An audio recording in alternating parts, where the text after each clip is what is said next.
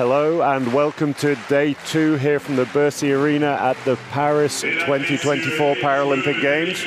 First up today we have the women's wheelchair basketball matchup between Netherlands and Japan. First here we're just seeing the coup de bâton, a traditional French ceremony to open theatrical productions.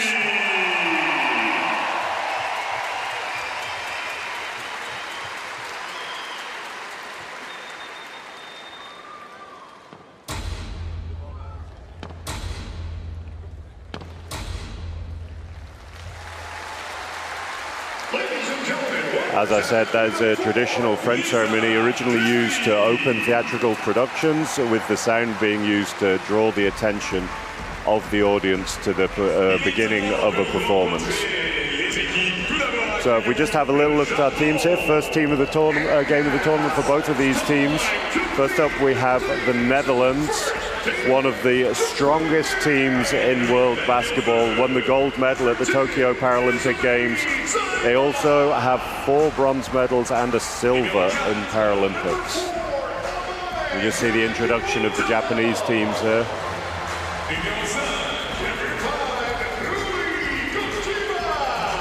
So Kojima, one of the youngest players in this tournament, 16 years old.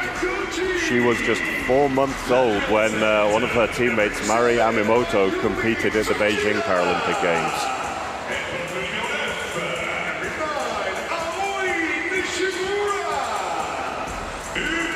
Tushida coming out, she actually contacted some Dutch teams in 2018 as she was looking to improve her level.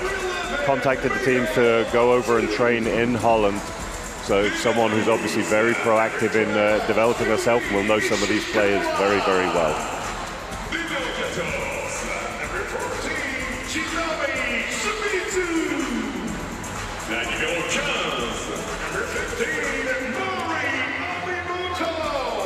You mentioned Mari Amimoto, one of the most experienced players in this squad, competed in the Beijing Paralympic Games in 2008.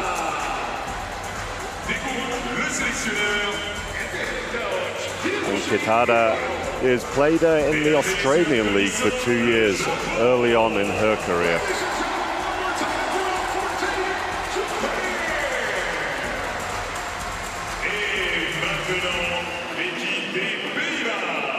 The Netherlands team here, there won't be many surprises for those of you who follow wheelchair basketball. Only one rookie in this Netherlands team. First up we have Ilse Aert. She's played professionally in Germany for a number of years. Sylvana van Hees also plays professionally in Germany under the German women's national team coach Dirk Passevan. Jitske Visser coming out, one of the, again, the most experienced players in this team, made her debut in 2008. This is her 5th Paralympic Games, and she is the chair of the IPC Athletes Council. So Bo Kramer, one of the stars of the team, has played in the Loughborough Lightning in the British League alongside playing in the Dutch League this year, so a very busy schedule for her. Sherkova, an athlete who made her debut in 1998, 7th Paralympic Games for her, matching Terry Bywater from the Great Britain men's team.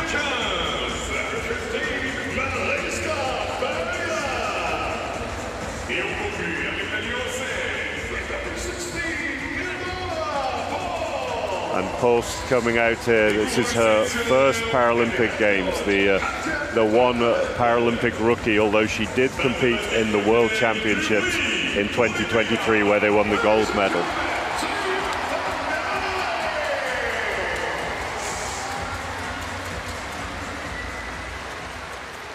We'll just take a moment to respect the national anthems of both teams. Ladies and gentlemen, the national anthem of Japan.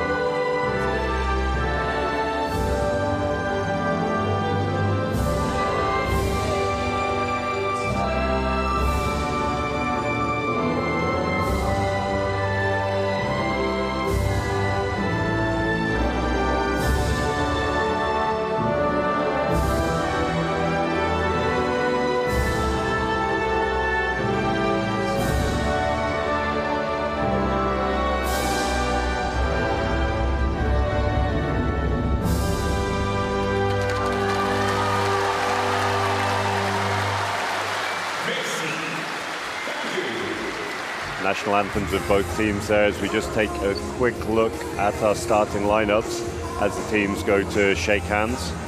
So for the Netherlands, they're starting with a very experienced lineup, not a surprising lineup either. They're starting with Ilse Aert, made her debut in 2014, with Jitske Visser, as we said, started with the national team in 2008, Bo Kramer, Carina de Roy, the captain, again very experienced. This is her 6th Paralympic Games, and one of the stars of the team, Mariska Beyer, MVP at the 2018 World Championships, played professionally in Germany for a number of years with both Hanover and Trier. Her 4th Paralympic Games, likely to be one of the big scorers in this game alongside Bo Kramer. If we take a look at Japan now, we have Zaima, number 2. She is a class 1.0. She made her debut in 2014 and interestingly was actually inspired to play wheelchair basketball after reading a Japanese comic called Real, which is based around a wheelchair basketball player. We have Yanagimoto, the 2.5 player at her 2nd Paralympics. Hagino, the 1.5 player, made her debut in 2014 and was in the All-Star 5 at the Under-25 World Championships in 2015.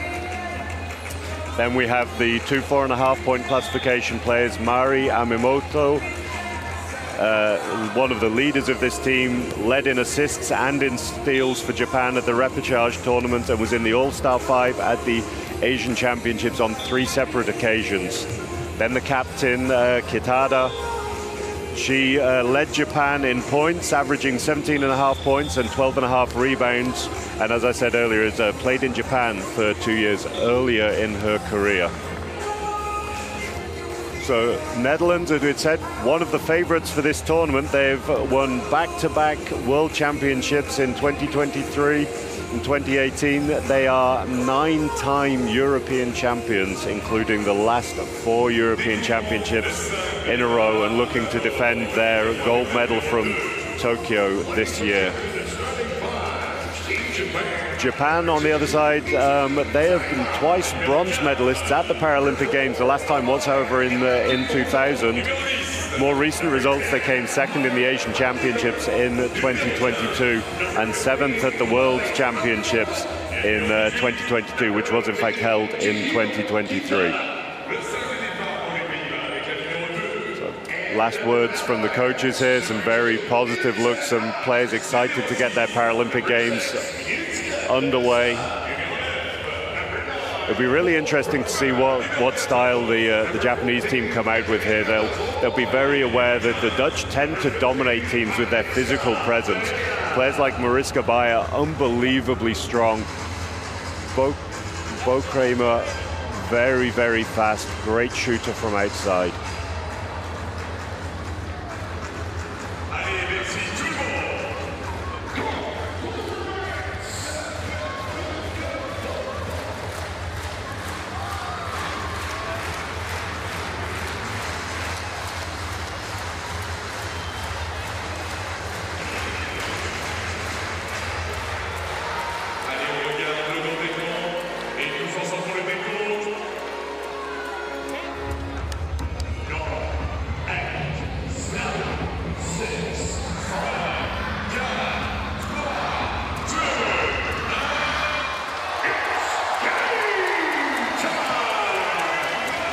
So we're here with Netherlands versus Japan.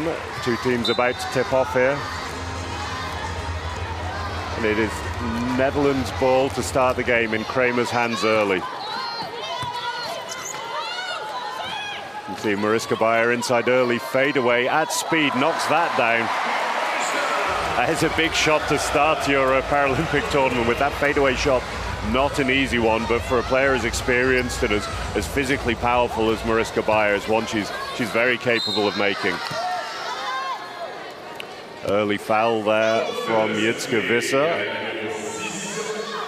Mari Amimoto showing her speed there to cut on the 1.0 class player.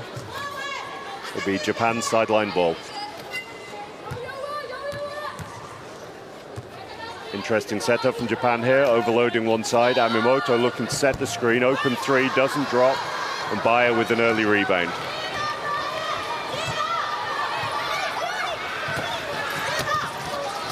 Again, Bayer dominating inside with De Roy that makes the cut. And that is a wonderful finish. The ability there for the mid-class player to be able to control her chair, switch hands with the ball, and still have the touch off the glass. Very, very impressive. Very strong start by the Netherlands. Amimoto being defended on the weak side by Kramer. Wing shot drops there. That is a great look for Japan. If they can get that outside scoring going, it's going to force Holland to jump them and create more space inside for their forwards. Some pressure by Japan here. Interesting to see that they're comfortable pressing the Dutch full court.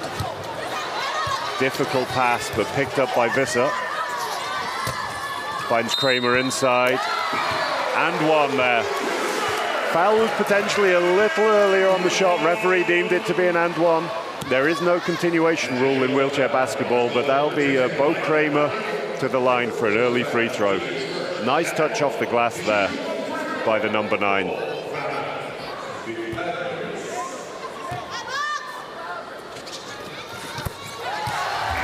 Free throw is good as well, no surprise there. Kramer very, very consistent from that position. She's, as I said earlier, played for a number of years in the professional mixed leagues across Germany, and that was one of her most dangerous shots. That when the help went to the weak side, she was able to knock down that shot from the middle, and showing that she can do that from the free throw line as well.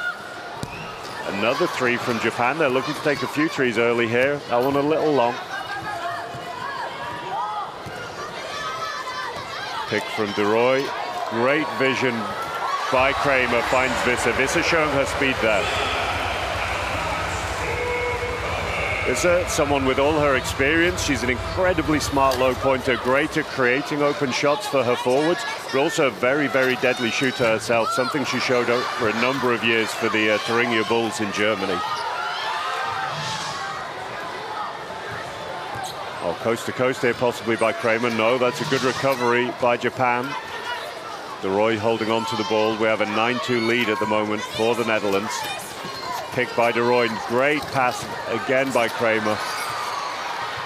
Just tipped there.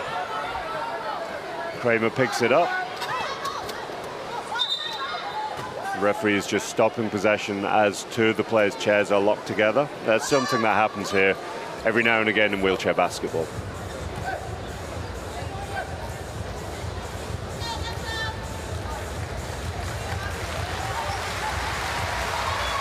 Netherlands coach Gert-Jan van Linden just asking the referee why it is exactly that they've stopped the play there. The players weren't in any danger, but he doesn't seem to be taking the decision in too poor a humour. He's fairly comfortable with the situation, I'd suggest. Very interesting to see this set play from the Dutch here. Kramer to threaten from the three. No, feeds the mismatch for Bayer. Knocks that one down. 2 from 2 for Bayer to open this game.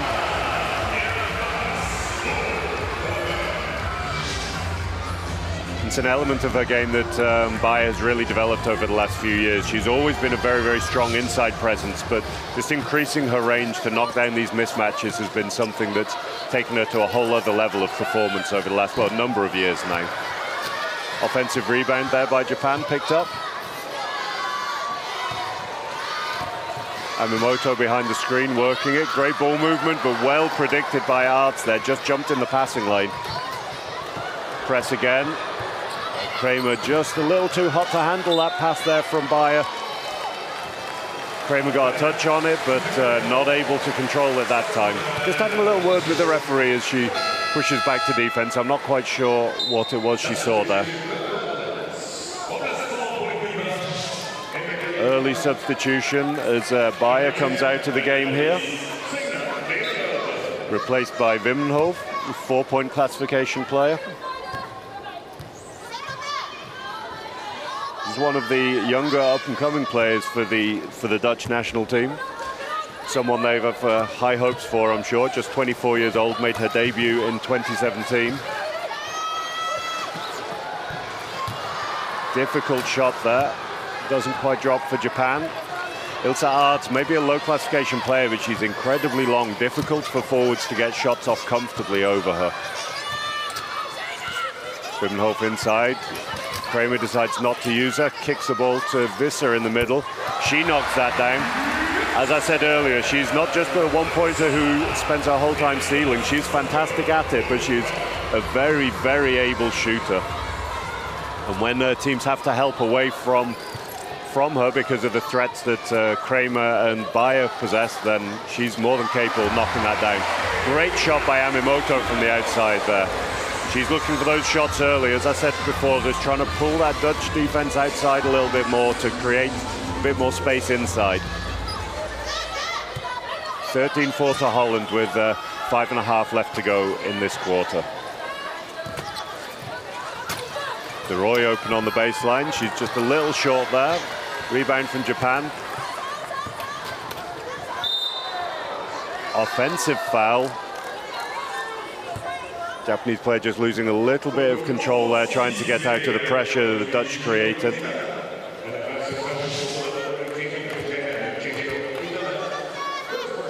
A good chair position there by Ilse Aerts. Got in front of the player. Contacts are a part of the game in wheelchair basketball, but being able to get her chair stopped and giving the opposition chance to break, that can be called as an offensive foul. Mismatch for Wimmenhof, just short, but Kramer's in there for the rebound. Knocks that one down, 100% start for her as well.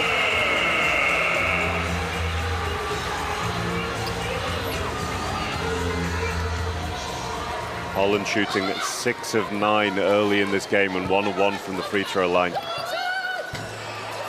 Amimoto with the early, very long shot. Hard to see if that was a long two or a three-pointer, but just a little flat and rims out. Very settled offense here from Holland. Kramer looking to isolate the low-class player. Nice reverse. Uses her offhand there. That's sometimes easier to use the weak hand there. Kramer a right-handed shooter, but sometimes it's easier to use the left hand there just because of the spin that you need to put on the ball. But her touch and her ability to use her right just caressed the ball in there. And first time out here to Japan with 4.5 remaining in the quarter.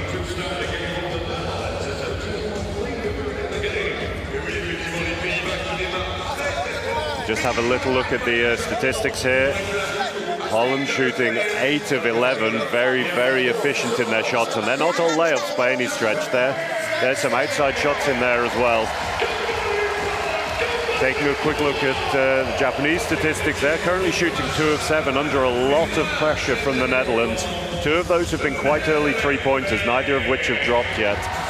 The biggest difference, though, being that they've only got 7 shots so far compared to the 11 of Holland. A quick look to see if there are any more changes here.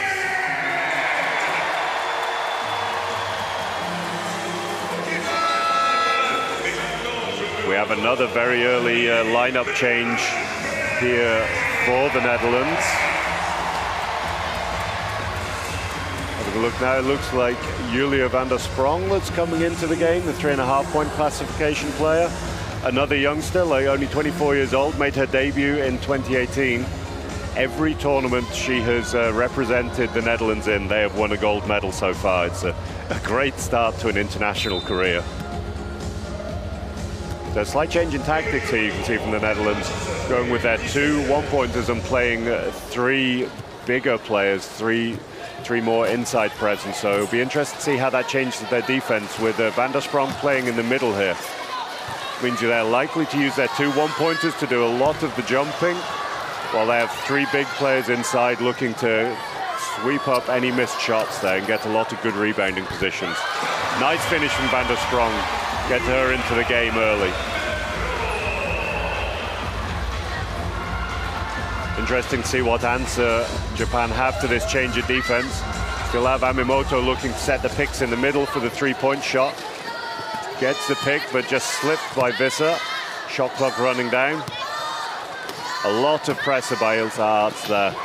Big block by Van der Sprong. That's the advantage of having a taller player playing in the middle there. They're just able to get in that passing lane. Bayer doesn't risk the difficult pass to Visser. Sees Wimmenhof trailing all alone on the weak side, knocks that shot down. Great vision by Bayer. Bimenhof playing in the middle now again, using that size to create more pressure in the middle against the Japanese offense. Nice screen, a lot of pressure though by Visser. Open in the middle, extra kick. And nice patience on that offense there by Japan, just moving the ball, threatening the shot to pull the defense towards them, then making the extra pass. Shot was under pressure in the end, but they did get a shot off.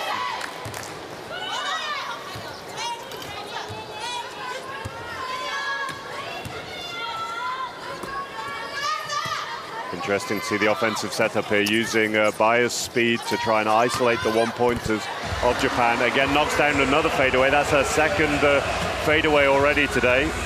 Shooting at 100% again from Mariska Bayer. Great start to this Paralympics for her. Unselfish play by Bimenhof as well. Off the glass there with a three-pointer from the number 4, Yanagimoto. Very nice shot there. The Netherlands are going to have to be aware of that, but a break here. Van der Sprong a little strong on the glass, but has the touch to knock it down.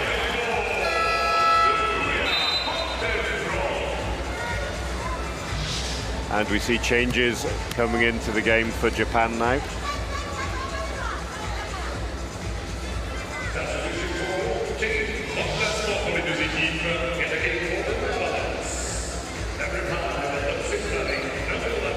Kojima coming into the game for the first time here.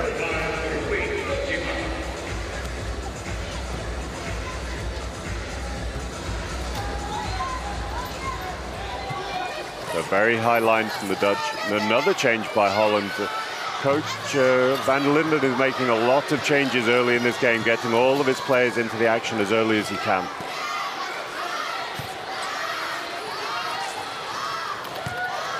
Clock running down, a lot of pressure on the ball. Nice pass inside though. Difficult shot and good strength. That's the foul there. Completely accidental foul by the Japanese number 18, Kitada. Bayer just cut across her foot plates there and took a bit of a tumble.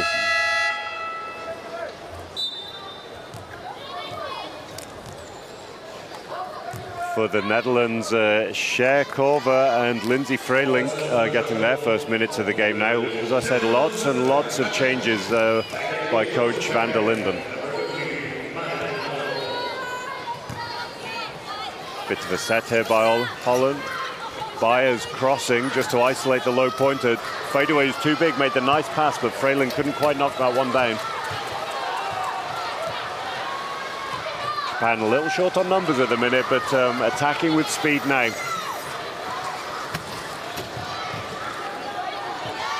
Decides against the pass inside there. Shot clock again running down. Bailed out a little there with the call. I have the feeling that Yamamoto was running into trouble. There wasn't a lot of space there for her to cut through, but really using her explosiveness and her speed, and maybe Bayer was just a little late with the help there and took out the Japanese forward. A very early shot there. I'm not sure the Japanese player was aware of the shot clock there. After a foul, you get the shot clock reset to 14, so a lot of time. Good chair control by Bayer, gets inside, and despite being slightly off balance, able to knock that shot down. Continuing her 100% record for the day. She's now shooting 4 of 4, 8 points for the day.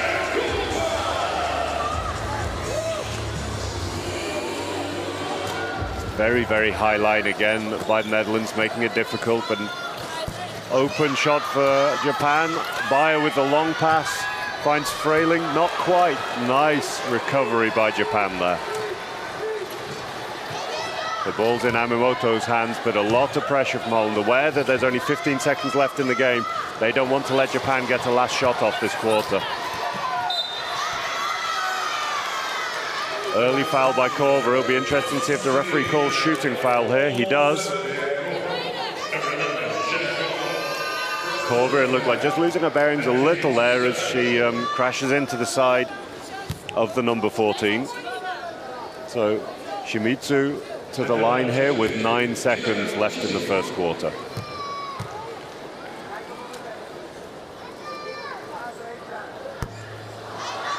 First one's a little long.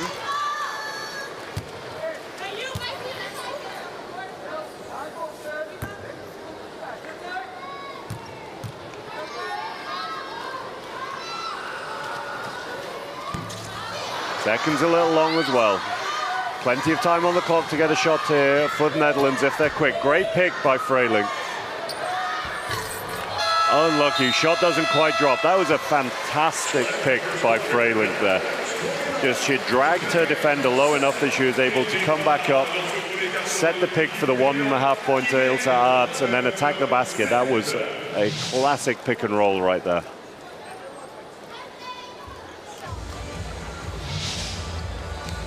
So we go into the break between the first and second quarter with the scores at 29 to the Netherlands, 7 for Japan. I'm sure that Japan will have been expecting a very, very difficult game here today. The Netherlands, one of the strongest teams we've ever seen in wheelchair basketball, so dominant over the last number of years within the women's game. Really difficult for Japan. They're not quite as physically powerful as the Netherlands team and don't quite have that consistency of shooting at the moment at least.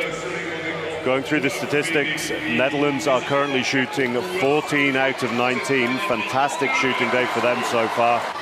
Japan struggling a little more, shooting 3 of 16 at the moment, including 1 of 5 3-pointers.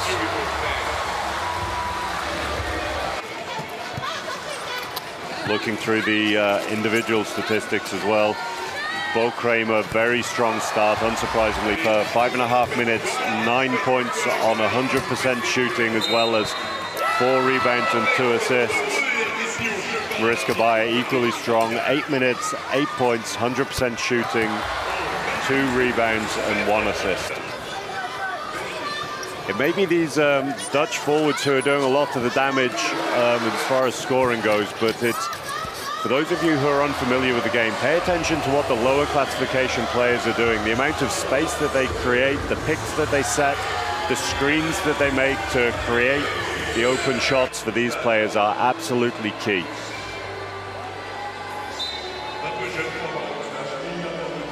So Japan gets us underway here in the second quarter.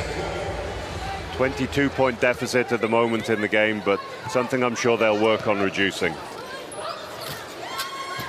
Amimoto drives, draws the defense, kicks the ball to the wing. Shot doesn't quite drop there.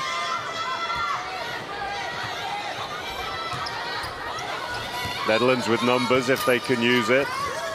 Sherkova in the corner, finds Van der Sprong on the mismatch. Just a little short there. That fadeaway is difficult. If you don't have the physical power, you need to really concentrate on the height. And yeah, Van der Sprong just, maybe it's a 3.5 point classification, hasn't quite got the stability of a 4 or 4.5 point player, and just losing her balance a little on the shot.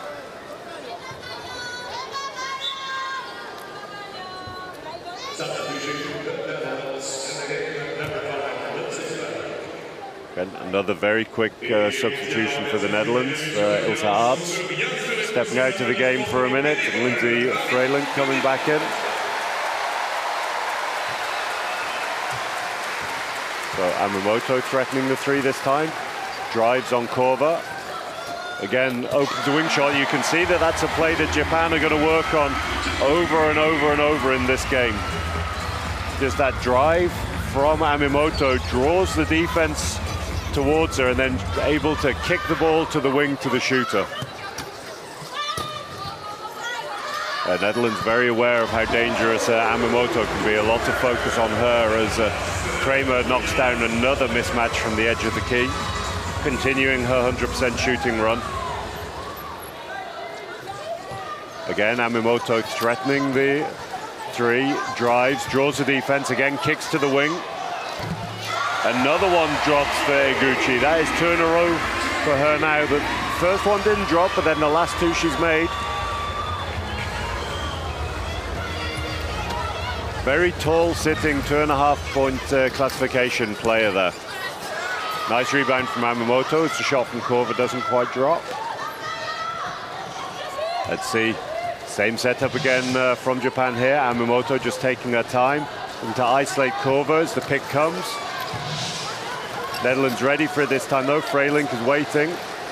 Shot's just a little long this time, but we can see exactly what Japan are wanting to run here. That high pick every time, drawing the defense, using Yamamoto's speed, and then kicking it to Gucci on the wing.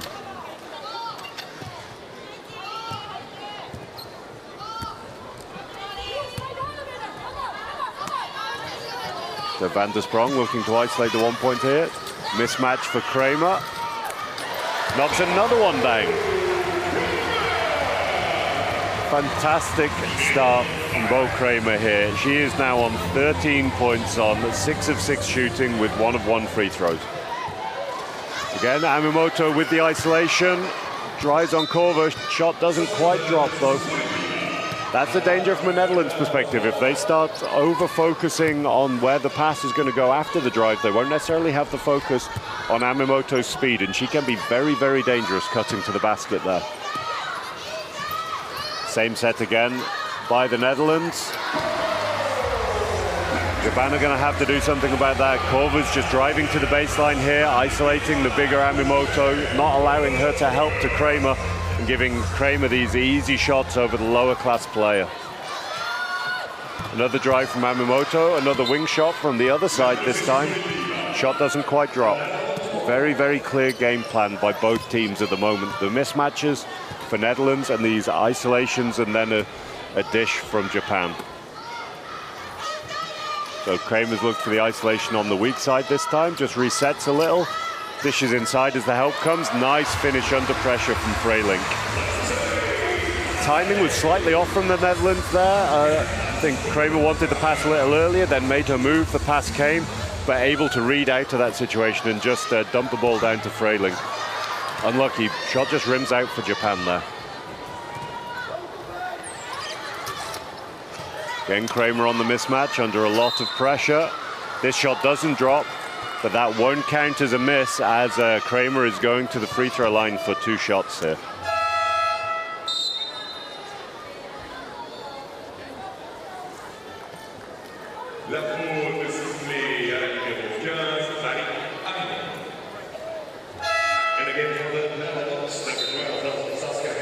Subs again from the Netherlands here, just looking to see who it is that's come into the game. The Netherlands running their 3 big unit again with Van der Sprong, Bayer and Kramer as a triangle. Then Post getting her first minutes of the game.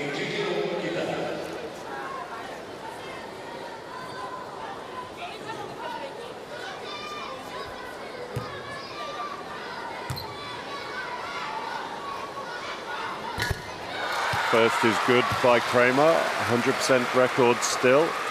Saskia Pronk, the other substitution for the Netherlands here, also getting her first minutes of the game. That is all of the Netherlands players have seen the floor now.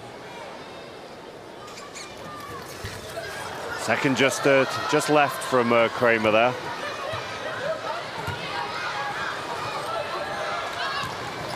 High line from the Netherlands, looking to collapse with the Japanese team here. Just beaten to the baseline though.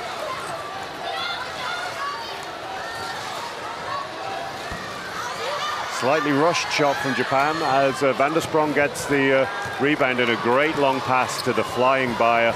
Left-hand finish there, very, very comfortable. Continuing her 100% record now. The 3rd assist of the day already for Julia Van der Sprong.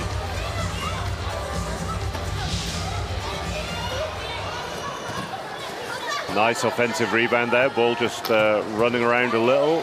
Again, threatening the shot in the middle. Pick from the middle. Pass just a little uncontrolled. Shot clock running down. Kicks to the open 3. Pass was just a little too strong there. Kitado couldn't quite get hold of that. The pass was just a little behind her head and had to rush that and throw the shot up a little bit out of control.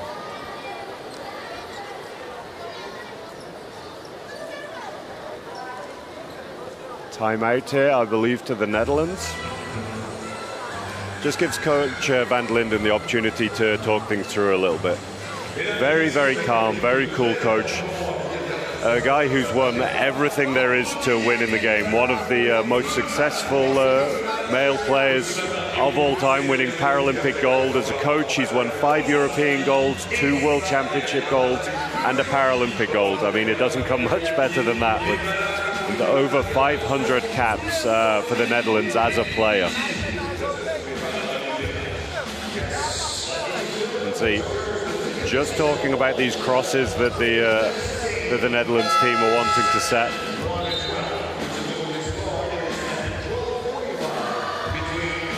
We see 1 or 2 of the shots from Japan here.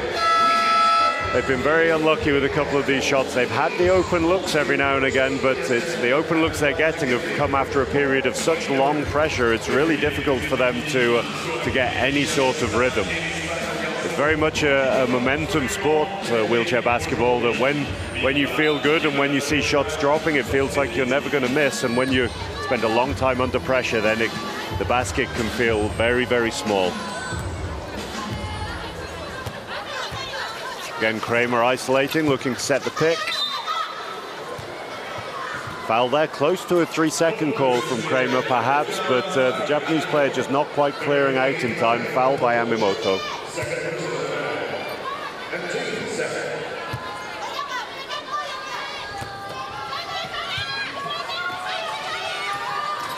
Three from Kramer, and this one goes as well. Unbelievable start to the game for her.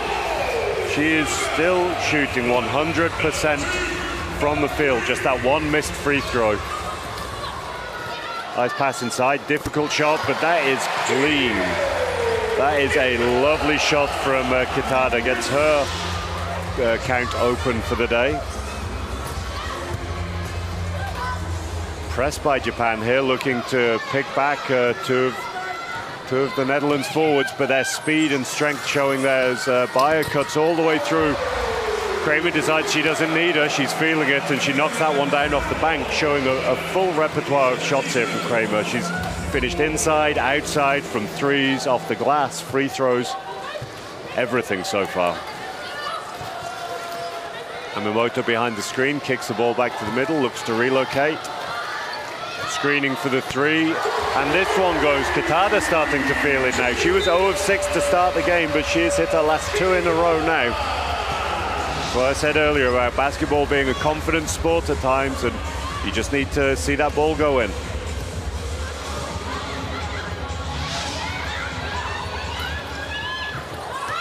A nice pass there by Van der Sprong. Realized she was running out of court. Mismatch for Bayer. Being very patient though, finds Kramer on an even better mismatch. This one just short. There goes her 100% record, but fantastic shooting nonetheless. Just rushed that one a little bit through the contact as Yamamoto isolating in the middle again. No foul called there, quite a lot of contact. Referee deemed Van der Sprong to have got good wheel position there.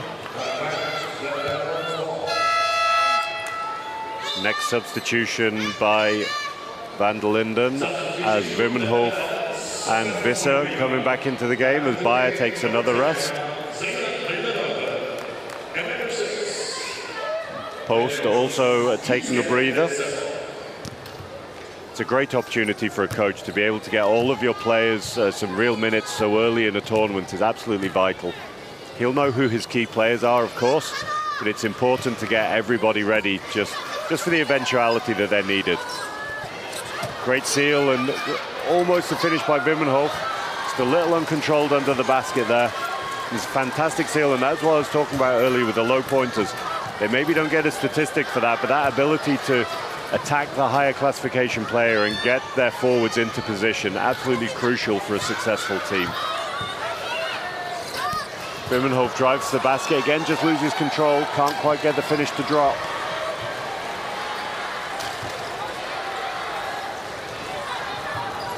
Yamamoto showing her ball skills, finds the mismatch. Shot doesn't quite drop there under pressure. A lot of ball pressure here from Yamamoto. finds Kramer. Not really a mismatch though, matched up with Kitada. Open from the wing though, double screen here, great seal by Visser. Visser come through from the weak side there, again just a pat on the back from Kramer. This is the things that I said, no statistics for Visser there, but Kramer knows that that basket's only possible because of the off-ball work that Visser's doing for her there. Just a little flat from Kitada there, ball doesn't quite drop. Visser taking her time. Numbers advantage here if the Netherlands can use it. Kramer just doing well to draw the foul as the offense gets a little chaotic.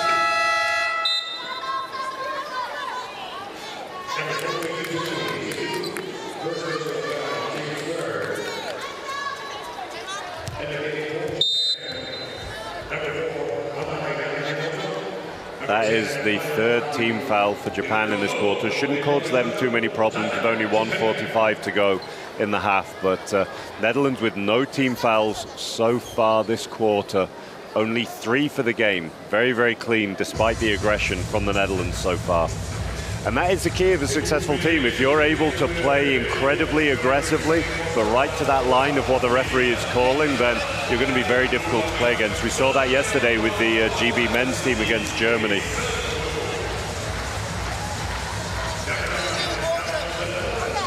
Japanese coach just talking things through here as Amimoto just icing herself, trying to get her body temperature down a little bit, just cooling herself down.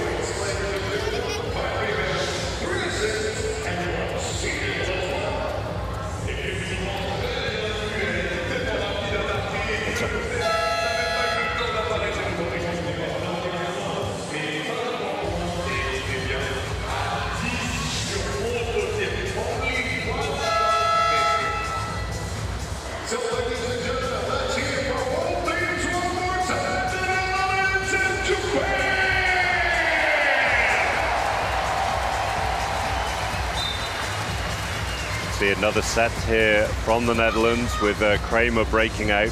Looking threatened from the three-point line, but a double pick there. Open behind the screen, being patient though, decides to take her time. Knocks this one down as well. What a shooting day Bo Kramer is having here in Paris. See, high line again from the Netherlands. Kramer's side has been broken down already in transition, but that doesn't mean the other players aren't able to set an effective high line.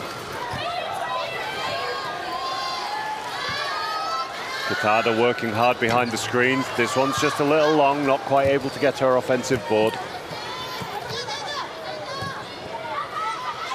A little bit of a line press from Japan here, just helping Kitada recover, collapsing together. It's a very nice defense so far this possession. Oh, and as I say that, they just overcommit and double jump. Kramer doesn't manage to find Wimmenhoff inside, though finds Van der Sprong on the wing, and that shot doesn't quite drop. Just a lack of communication from the Japanese team there. They knew the threat that Kramer was causing. One of them had to jump and ended up with both of them jumping. Good vision by Japan there. The drive from Kitada had drawn the defense into the key, leaving the shooter open on the wing, just not quite able to knock it down. Kramer using her speed, Visser finding her teammate. Kramer returning the favor by helping Jitske Visser get back on defense. I'm sure she'll appreciate that. 10 seconds to go here in this half.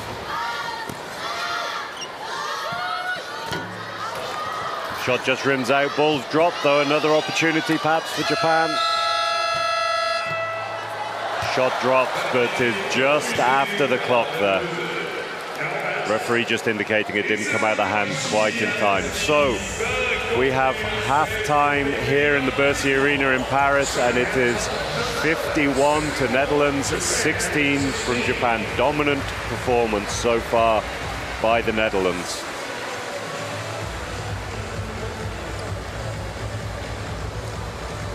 Just having a quick look at the statistics. Bo Kramer with an unbelievable 27 points on 12 of 14 shooting so far today. She is having an unbelievable day. 27 points and 6 rebounds and 3 assists so far today.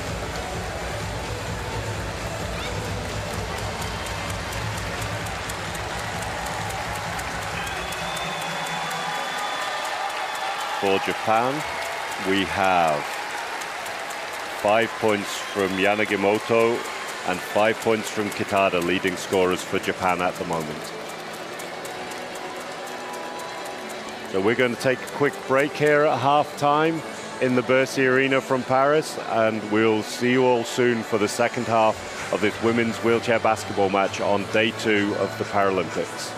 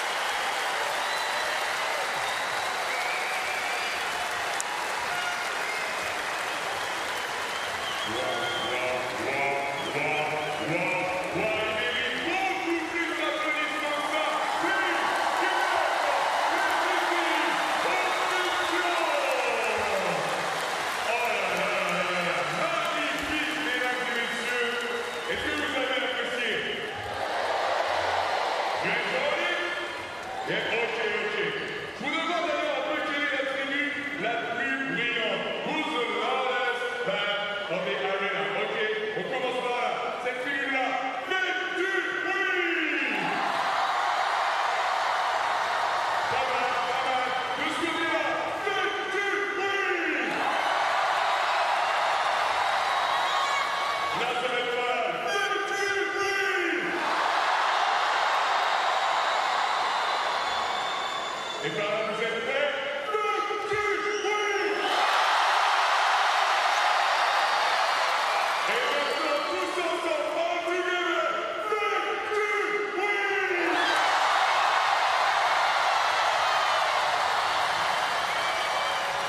Encore une fois, faites du bruit! Vous êtes magnifiques, vous êtes incroyables, vous êtes merveilleux, vous êtes bons, et depuis qu'on s'est rencontrés, je vous adore, merci, merci.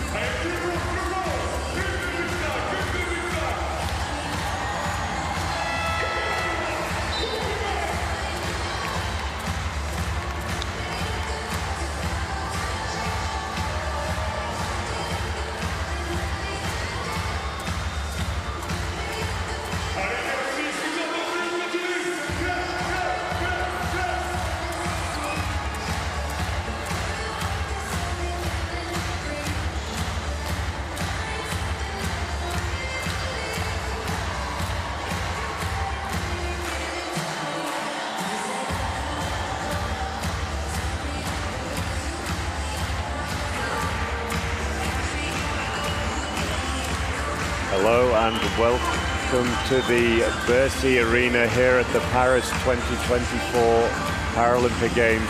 We have halftime here between the Netherlands and Japan, and the score stands 51 to the Netherlands, 16 to Japan.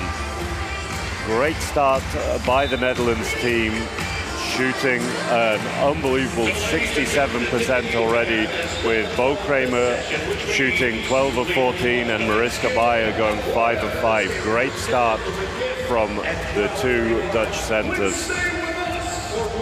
Japan struggling to find their rhythm a little in their offense. The one thing that has been very effective for them has been the drive from Amimoto. She's isolating the player in the middle, attacking, using her speed and having to bring that help. As that help comes, she's been able to kick the ball and find the open wing shots. It's just been a question of whether those shots have dropped or not. So Netherlands to get us underway. Screen in the middle from De Roy. Kramer looked at the shot. Bayer inside, Kramer finds her, little fade away. Bayer rattles that one in as well. There's a nice finish, continuing her 100% run in this game. Slightly different set here from Japan. Open shot on the wing, that's very deep. Shot drops a little short and Bayer picks up the rebound.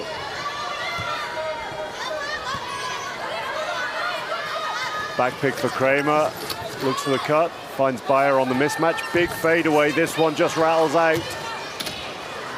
Bayer, a bit of a perfectionist, so I'm sure she'll be frustrated to see that one come out, despite the fantastic game she's having.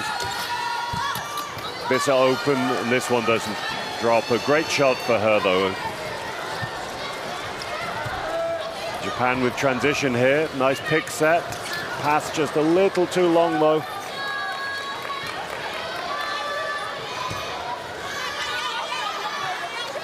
Another open wing shot. This one just a little right. Japan are getting their looks, but they're getting them under pressure and feeling like the emotional pressure of having to rush the shot is making the percentage drop a little, I feel. Oh, this one just rattles out a little bit by Kramer, but great work between Ilsa Arts and Mariska Bayer, showing their strength there, but player down inside the key, so the play was stopped, and this will be end line ball for the Netherlands. Bayer and Kramer just switching here. Kramer behind the screen. Great steal by Visser. Difficult shot by Bayer, facing away from the basket by the time she released it, but gets that one to drop over Amimoto.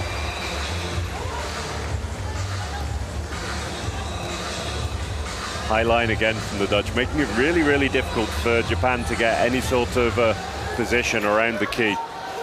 That defense doesn't necessarily stop Japan from getting a shot of any sort, but it takes so much time off the shot clock that it's difficult to get the open, comfortable looks that they'd be wanting. And Kitado taking a three, doesn't quite drop.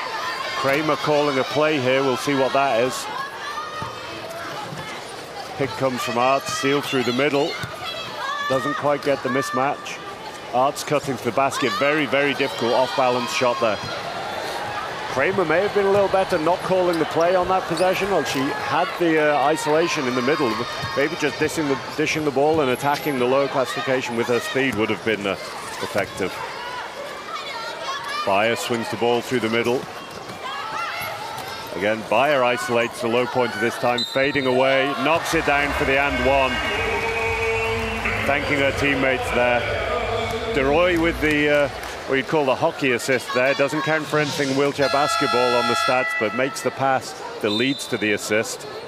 Drawing all the defense away from Bayer's side so that Visser could swing the ball in as Bayer attacked the baseline. Timeout here for Japan.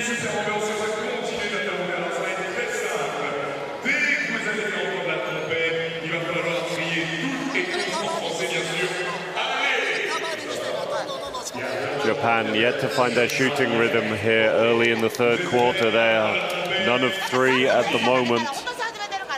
Whereas the Netherlands, their percentage has dropped off a little, but they've got the offensive rebound on a couple of those shots. They're currently shooting 3 of 7 this quarter, but Absolutely not something that Coach van der Linden is going to be too concerned about, with it, particularly with them picking up 2 offensive rebounds.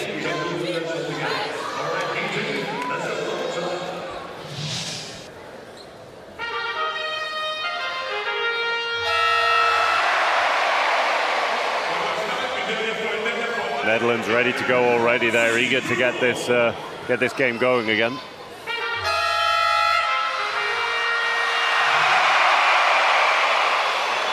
Bayer to the line for the and one. Very consistent free throw shooter usually, but first of the day here in Paris.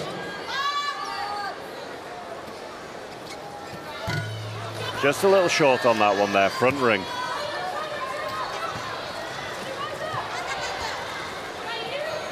I'm not sure if this is coming through for those of you at home, but the communication from the Netherlands team is absolutely fantastic. That even when there's no eye contact between the players, they're doing a great job of just talking to each other, making sure everybody knows who they've got on defense.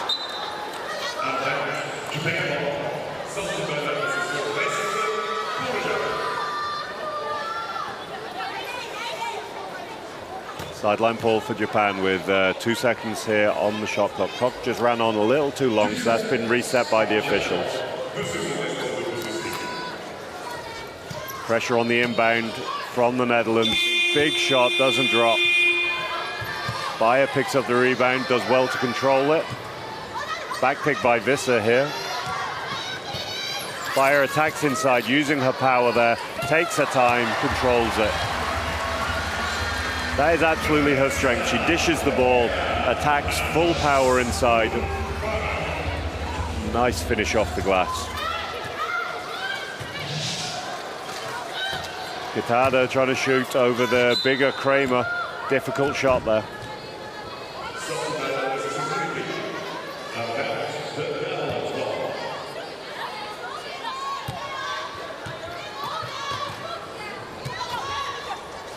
Good high line at the moment by Japan, just making Netherlands take their time to get into the offense. But Kramer has a strong mismatch position here.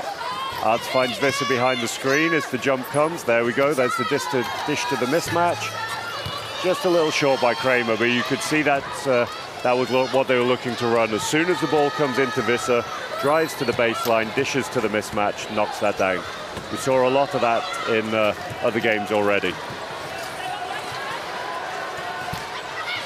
Van do a good job finding the open shooter there. Shot doesn't quite drop, but they come away with the offensive rebound.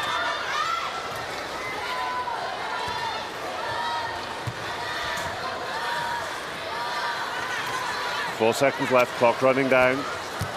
Just short by Yamamoto.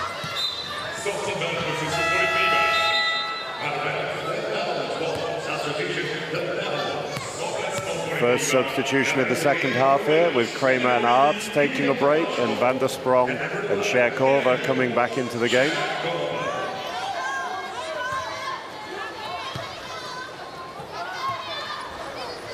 High line again from Japan, but it's a dangerous situation to play that high line when you've got someone with the speed and power of Bayer attacking your low pointers. So exchange between Visser and Bayer, finds Bayer with the mismatch in the middle. This one's just short as well. She had the mismatch position on the side of the key there with the one-pointer, so it was obvious that that was a set that they were looking to run to find that shot, but it was potentially a more difficult shot than the one that she had. Very at pace there from Japan, and the pass just a little uncontrolled, picked off by Japan there as they come back into the offense. Kitada finds Yamamoto under control. Korva half out for the jump. Again, just not quite on the same page between the two Japanese veterans there. Kitada looking to isolate and attack through the middle, and Yamamoto rocketing a pass at her, but not quite ready. Kitada's hands were on her wheels as the pass came flying past her. Timeout to the Netherlands here. Van der Linden looking thoughtful, it's fair to say.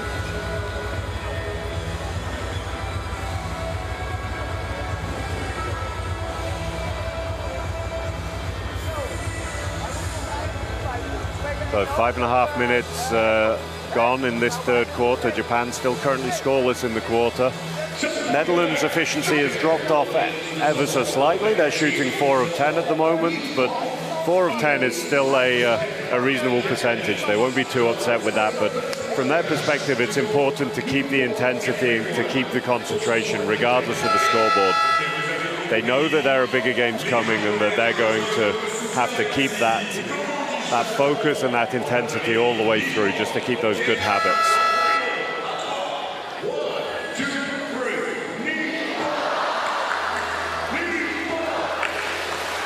You see a couple of examples in the replays here, just of that lack of concentration at times from both teams. A few steals, a few loose passes.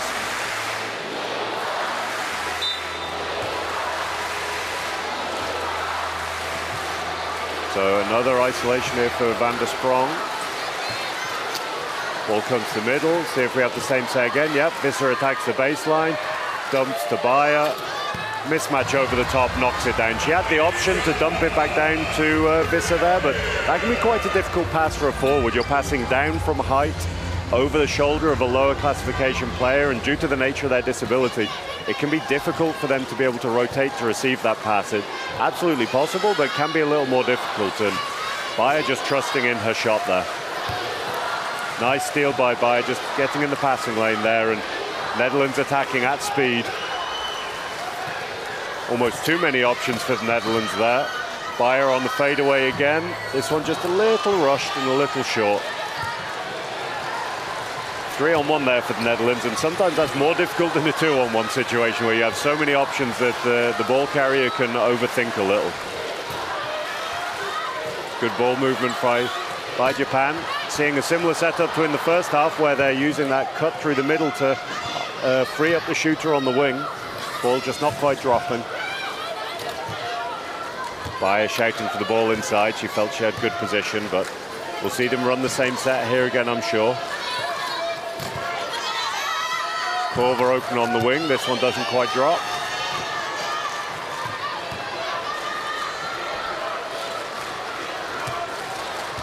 There we go again to Yamamoto, isolating in the middle. Pick comes. Not able to roll, able to dish to the baseline though. Japan are getting all of the shots that they wanted. They can be pleased. Their system is working. They're just, at the moment, they're just struggling to make the shots. Nice control by Korver. Up until the point she took the shot, just a little unbalanced there on the finish. Transition here from Japan. Yamamoto using her speed, finds the shooter on the wing again. This one rattles in. First points of the quarter for Japan.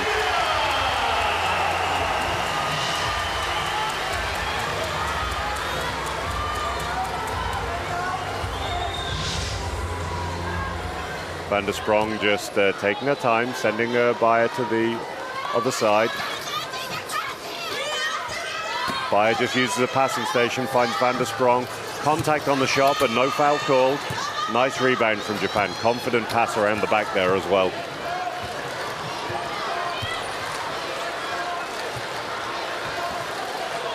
Yamamoto again driving through the middle there. Head fake, lovely head fake. Fantastic basket by Yamamoto. That's wonderful. You could just see, I hope we get a replay of that. Just that quick head fake from Yamamoto. Attacks, drives, and able to make the offhand finish. Here we see it again. Just a drive and a left-handed finish. Absolutely lovely basketball. So De Roy on the wing this time. Good ball movement. Finds Visser open in the middle. Just a little flat and a little long.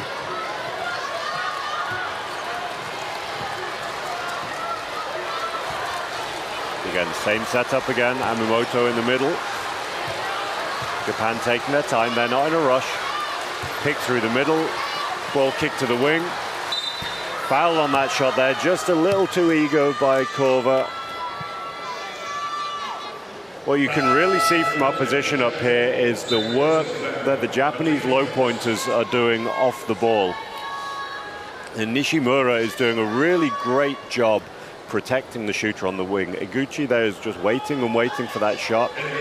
You can see that Iguchi, being a 2.5 point classification player but sitting quite high, has an impairment in one of her arms as well, so needs real good protection from her guard. First free throw doesn't quite drop. As I was saying, that protection is really key from the guard. Your job in that situation is to stop the player getting out to the shooter to give the shooter as much time as possible to catch and get a good shot. Second one just rims out as well, unlucky there. Netherlands in transition, Freilink looking to seal Kramer in. Kramer follows a double seal here. Van der Sprong with a difficult shot, but she knocks it down off balance. That shot across your body is a really difficult one in wheelchair basketball. The shoulders don't move quite how you'd want them to when you're shooting with the right hand across your left shoulder. Does really well to finish that. Again, Amimoto in the middle, kicks to the middle wing this time, looks to run without the ball. Open shot doesn't drop from Japan. Netherlands off to the races. Again, Kramer looking to follow the seal. Help comes though. Japan do a good job just crowding Kramer out there. Shots long by Korver. A great job to pick up the rebound though. Kramer can't make the shot drop, picks up another offensive rebound. Pass is just a little off from Korver there, not quite into Kramer's hands. Kramer having a word with the referee just about potential foul, I think, there, but nothing called. So end of the third quarter, we have 63 points to Netherlands and 20 points to Japan. Bo Kramer still leading all scorers, but Mariska Bayer is catching her up here. She's now shooting 20 on 10 of 13 shooting. Just one missed free throw as well from Mariska Bayer. And these statistics are all well and good to see these, and it's interesting reading, seeing the number, for example, of points off turnovers that the Netherlands are scoring, the number of turnovers that they're forcing. These are important statistics, but one of the things I'd really like to highlight, particularly for any of you who aren't so familiar to the game, is to watch the work that players like Ilse Arts, like Post, like Cher Korver are doing, like Jitske Visser, the things that they're doing off the ball that are maybe slightly less obvious. The space that they're making for their teammates to get these open shots is absolutely key in wheelchair basketball.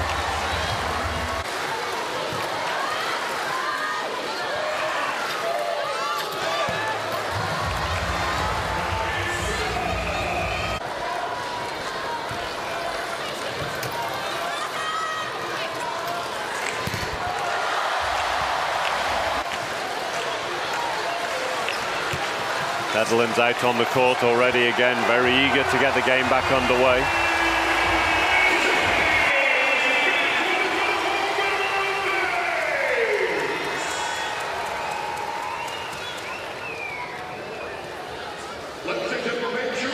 Post back into the game here as well for the Netherlands. More minutes there for the youngster.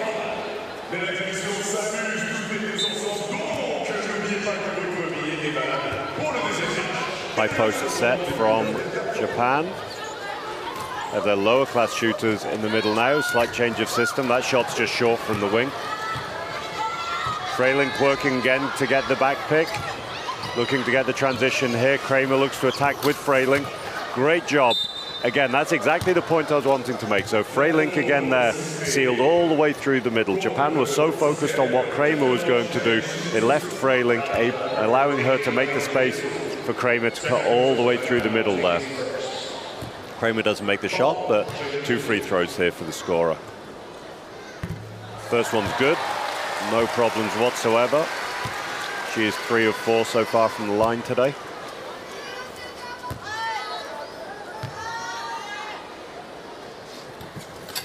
Second is good as well. 4 of 5 for the day.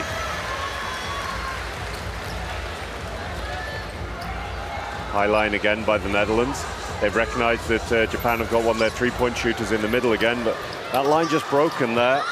Kitada cutting through, doesn't quite get the finish to drop though. Difficult shot under pressure though as the defense collapsed.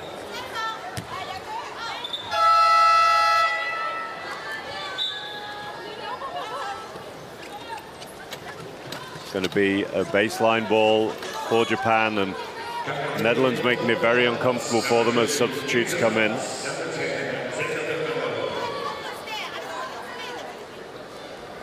Bimenhof and Art come into the game, so Kramer getting a break now.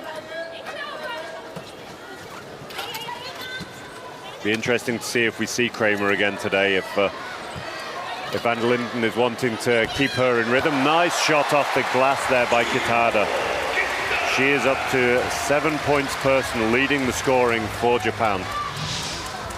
As I was saying, it'll be interesting to see if Coach Van der Linden brings Beyer and Kramer back into the game. They have scored the vast majority of the Netherlands points here today, and it might be that he decides their job is done and they can take a break, not risk any injuries, or it might be that he wants to keep them in rhythm and keep them playing. Like, both are very legitimate tactics to use.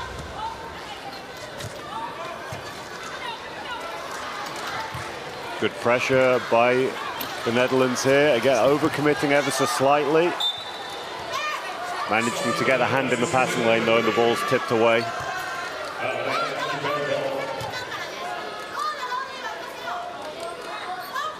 As I was saying, 49 of the Netherlands' 67 points scored by the two players, Beyer and Kramer, so far. That is a pattern that we've seen for a number of years.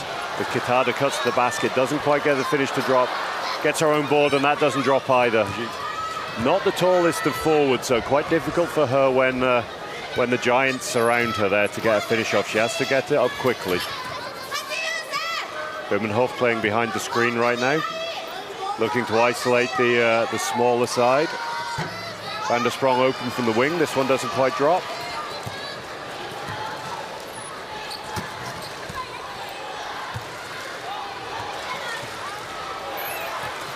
A nice cut by Japan, but that flat pass was just that little too flat and not able to get through the traffic. That needed to be floated over really to Kitada's outside hand. Van der Sprong open inside in transition, knocks down the layup. She is up to 10 points personal, third top scorer for the Netherlands today. Foul there by Van der Sprong, just backing into the Japanese chair, knocking her off balance as she takes the shot. Tsuchida will go to the line for 2 free throws here. And that answered the question from earlier, as Beyer is back in the game already. Very short break for her, and we're back to the 3 big lineup from the Netherlands. First one is short, but good from Tsuchida.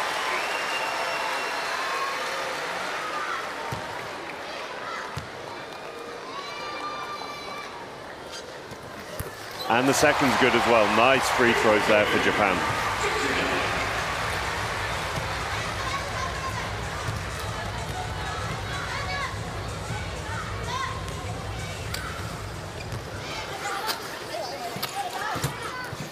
Beyer just driving one-on-one there. Picking up a few more easy points, but a lovely pass inside to her.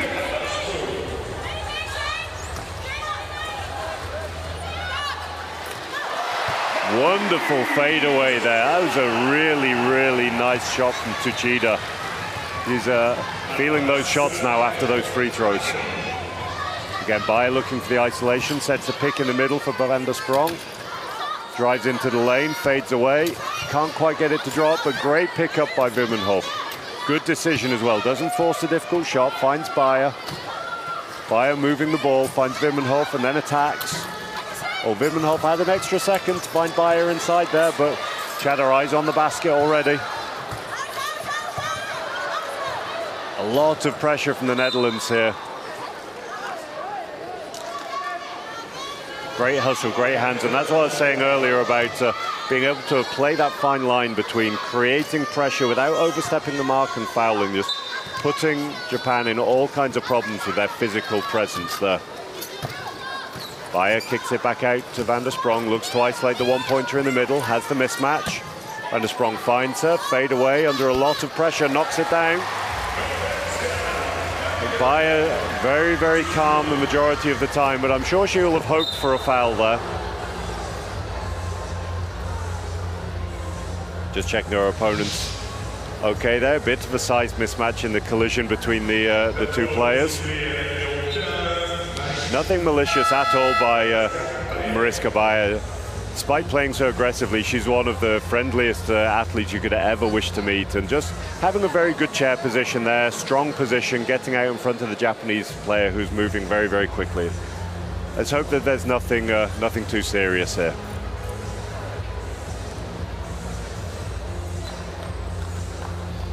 Coach van der Linden just using the time to talk to his players, just making sure that they're not distracted by anything that's going on.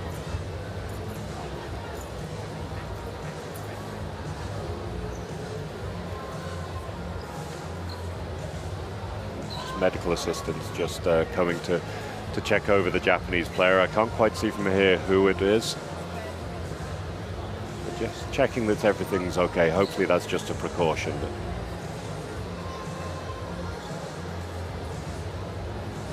Coach van der Linden doing well just to take his players away from the situation, just to keep their focus on the game.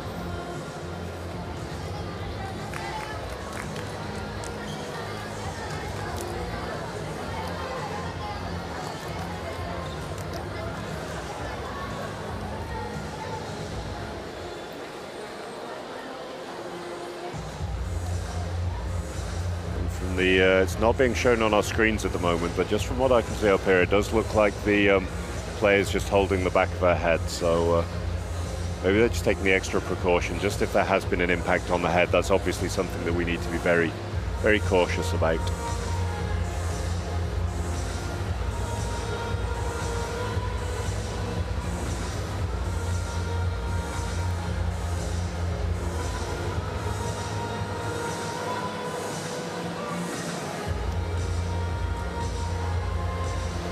Japanese coach just using this time as well. He's taking his time, talking to his players, making sure that their focus remains on the game. You can see him there just clapping, just encouraging them to keep going. It's a difficult situation for Japan to be in here with such a dominant performance by the Netherlands, but I'm sure that Japan were aware of how strong the Netherlands team were, and just wanting to remind their team to focus on the things that they can control.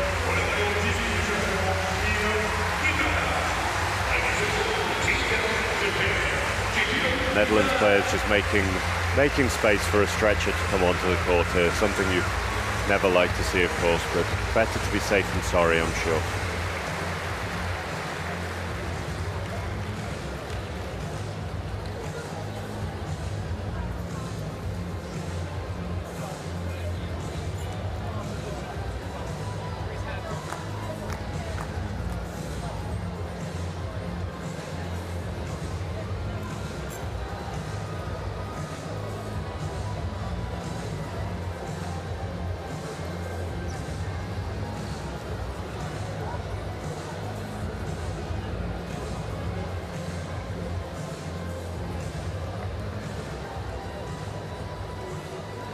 While we have a few minutes here, let's just take a little look at the statistics. Just looking at the quarter scores, that's a high scoring quarter so far.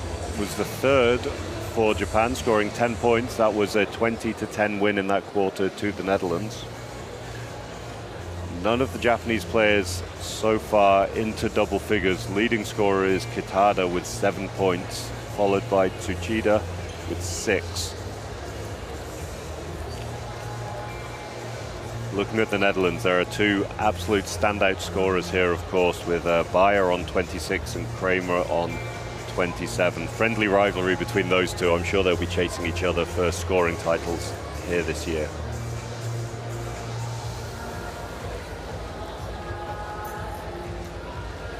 Kramer also with 11 rebounds and 6 assists.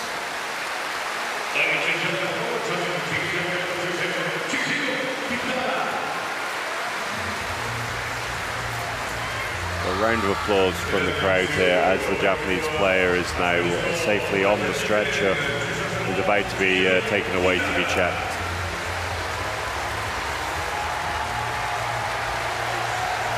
Players waving to the crowd as well, appreciating that show of support from the crowd. I'm sure that means a lot.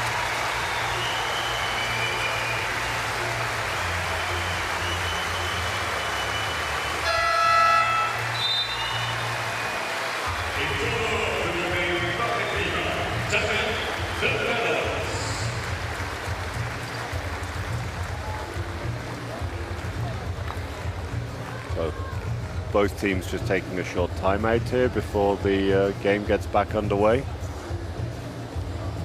Looking at the statistics, we have the Netherlands shooting 54%. Now that percentage has dropped off a little bit, but that's not a surprise. They were shooting unbelievably well early in this game, so it makes sense that reverts to the mean at some point.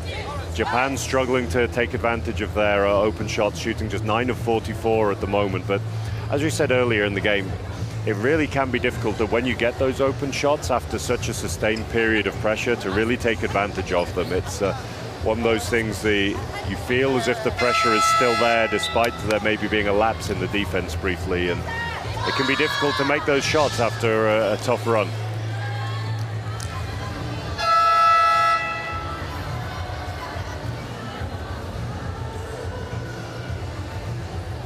Just see some highlights of some of the difficult shots that Bayer has made so far this game. We're about to get underway with sideline ball to Japan.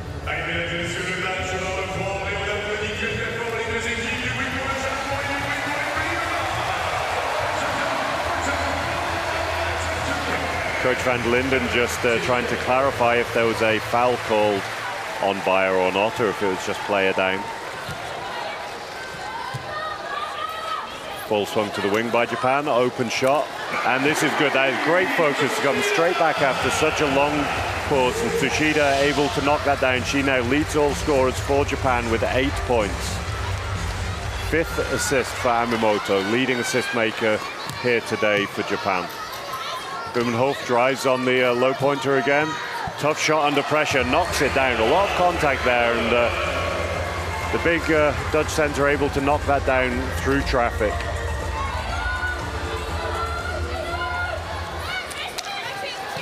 5 minutes 30 left to go in this game here. Ball swung to the middle. Open in the middle. Shot is short and just rims out. Blumenhof is on a break. Bayer able to find her. Lovely controlled pass there and knocked down comfortably by Blumenhof. They obviously look easy practice shots, those open layups, but I can promise you that sometimes with too long to think, it's not the best thing for an athlete. Doing these things instinctively is sometimes much better. Tsushida having to rush that one a little bit, just rims out.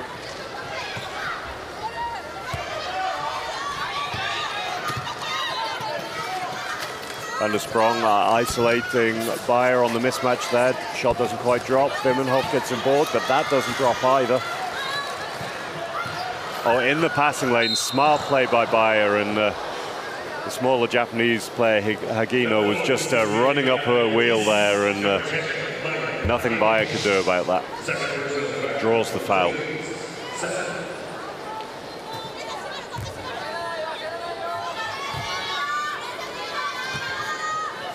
Another set from the Netherlands here. Bayer again driving on the low-cast player. Little fadeaway, small contact there, not enough in the referee's opinion to be a foul. Bayer knocks that one down. She is up to 28 points personal for the game.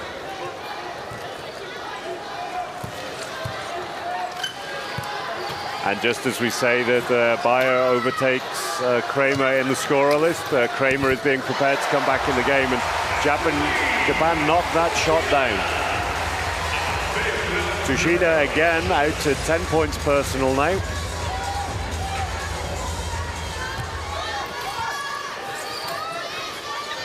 Bayer looking to isolate, switch between Van der Sprong and Bayer. Bayer again on the mismatch. Shot from Vissers. Little long though, finds Bayer after the offensive rebound, takes her time with the fadeaway, and that one just rims out.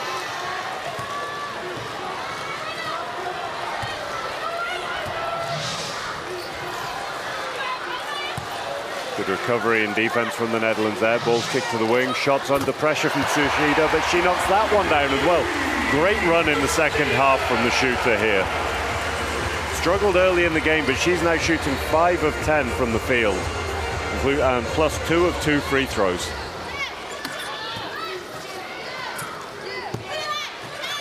Subs still waiting to come in from the Netherlands. Visser attacks the baseline, doesn't take the shot herself. Finds Van der Sprong, Bayer open in the middle, finds Wimmenhof on the mismatch, just rims out.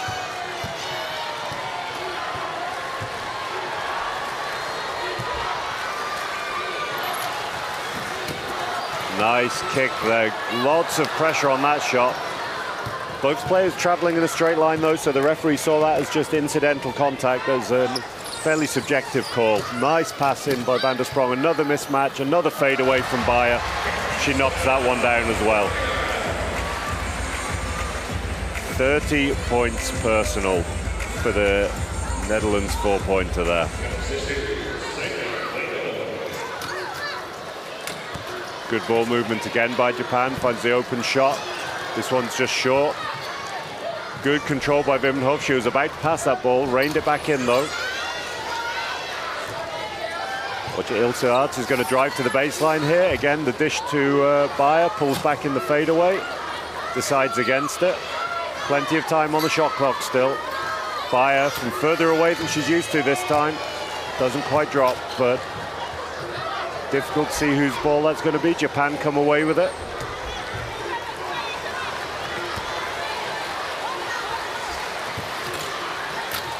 Yamamoto dishes again. Finds Tsushida, knocks another one down. Great shooting performance in the second half here by her. 6 of 12 now. Yamamoto doing a great job just drawing the defense again, and a fast pass into her teammate there. So substitutions by the Netherlands. 1 minute 30 left to go in the game, and Kramer comes back in. She is currently 5 points behind Mariska Bayer. Kramer starting in the middle, exchange between Wimmenhof and Kramer. Gets the isolation. Nice finish by Wimmenhof there. The timing of Kramer's cut just pinned the two Japanese defenders there, not allowing them to help onto Wimmenhof, getting the easy inside look there. And we have a timeout called here.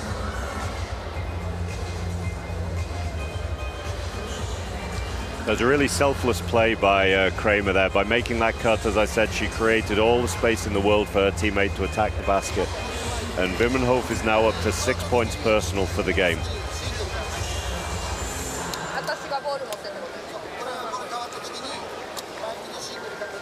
Again, the Japanese coach, you can see, just going through instructions, discussing with his players that I imagine it's not about what the Dutch team are doing at the moment. It's just about them. It's about their systems and about making sure they get the most they can out of the last 80 seconds of this basketball match.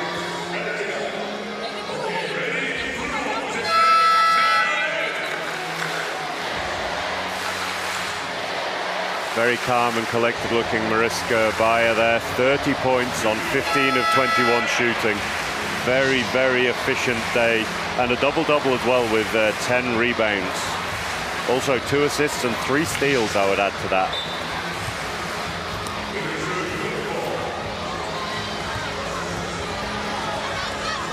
Van Gaes back underway.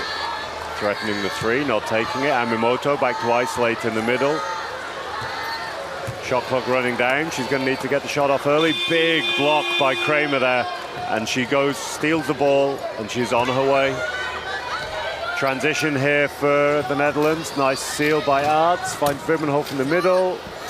Knocks this one down. That is great off-the-ball work by Ilse Arts there. Just timing her cut perfectly to take the defender out of the game and create all the space in the world for Wimmenhof. Up to 8 points personal now. And the 8th assist for Bo Kramer, closing in on a triple-double. Nice hands there by De Roy. Shots up from the outside, doesn't quite drop, tipped away. And a 3-on-1 here for the Netherlands. Kramer again selflessly moving the ball, finds De Roy, and she knocks that down. 9th assist for Bo Kramer. 1 more to go.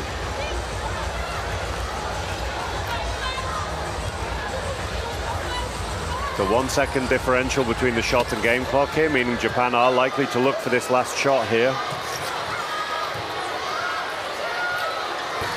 Shot just rims out. Dutch, no need to take the last shot there. They know this game's won. Dribbling it out there. Round of applause from all the Dutch players. High fives all round. Same from the Japanese players. Very professional performance by the Netherlands here today as the teams shake hands.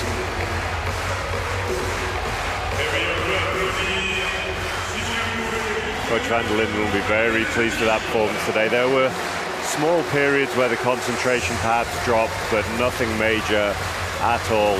Saw that game through in a 53-point win in the end for the Netherlands.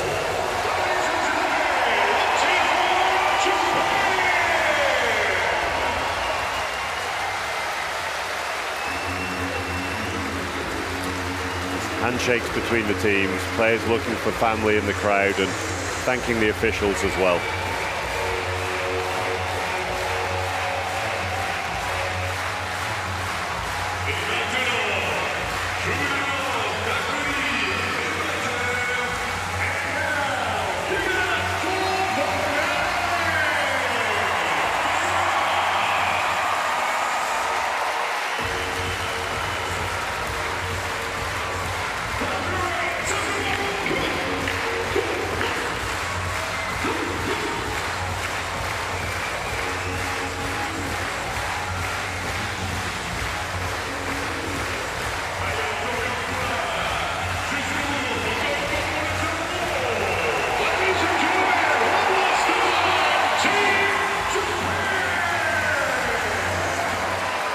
Quick look at the statistics here to finish the game off. 55% shooting for the Netherlands. 1 of 1 3-pointers as well, just the one from Bo Kramer there. 7 steals as well, very, very key. Going through the scorers, we have Bo Kramer with 27 points in 21.5 minutes, shooting 11 of 16, including 1 of 1 threes and 4 of 5 free throws. She also had 12 rebounds and 9 assists, just that 1 assist short of a triple-double. Mariska Bayer leading all scorers with 30 points, 15 of 21 shooting and 10 rebounds. Another double-double there for the giant of the Netherlands team. So we are going to take a short break now here in the Versailles Arena. Final score between the Netherlands and Japan, 87 points to Netherlands, 34 points to Japan.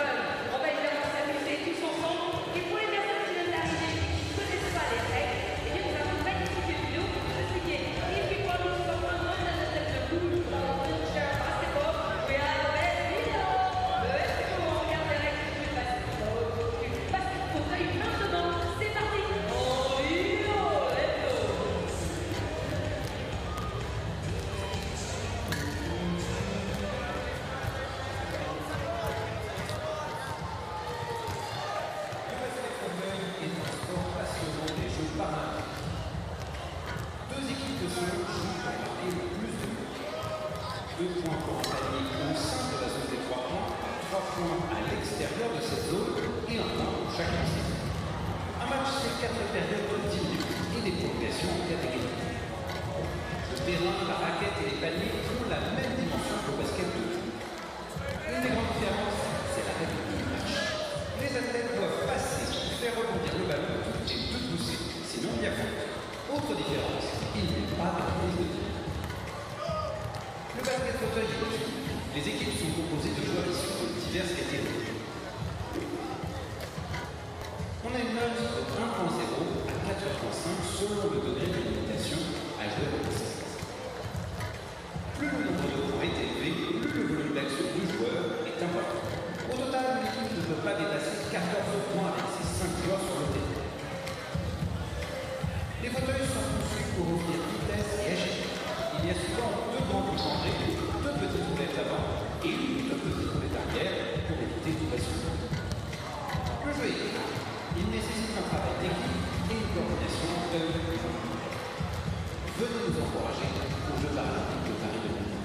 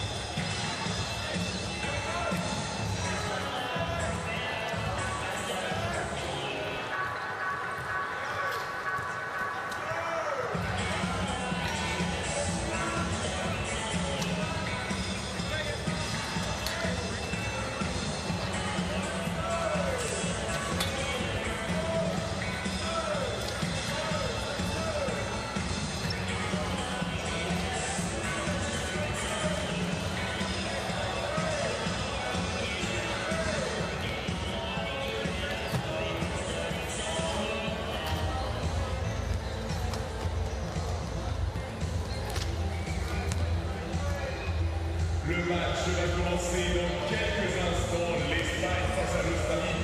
2 équipes qui doivent s'imposer. Et pour s'imposer, l'Espagne peut-être compter sur son numéro 7, Pablo Versailles. Every game is on its way to make back-to-the basketball. So all these are the first in the group yesterday. So they're going to get there. Spain versus Australia. Players special treatment worldwide on. These are the players to watch. For Spain, it's number 7, Pablo Versailles. Et oui, effectivement, Pablo Versailles joue au poste dédié. Il a fait partie de l'équipe qui est revenue des Paralympiques de Rio avec la médaille d'argent. Et sa philosophie, c'est que le basket l'a aidé à interagir avec des personnes qui ont vécu plein d'expériences différentes. Et c'est en s'inspirant d'eux qu'il a appris à surmonter les difficultés, à rester à faire partie d'une équipe avec un tel mental. Il va falloir suivre Pablo Versailles. Playing at pole position is European Championship silver medalist and also was a member of the team that won the silver medal at Rio 2016 Paralympic Games. So maybe 8 years after Rio, he and his team will win another medal here in Paris 2024. Et face à lui, côté australien, on va avoir le numéro 9, Cristiano, et là, attention, il a du CV. Il a fait ses débuts en équipe nationale il y a 21 ans. 2 fois champion du monde, 1 fois médaillé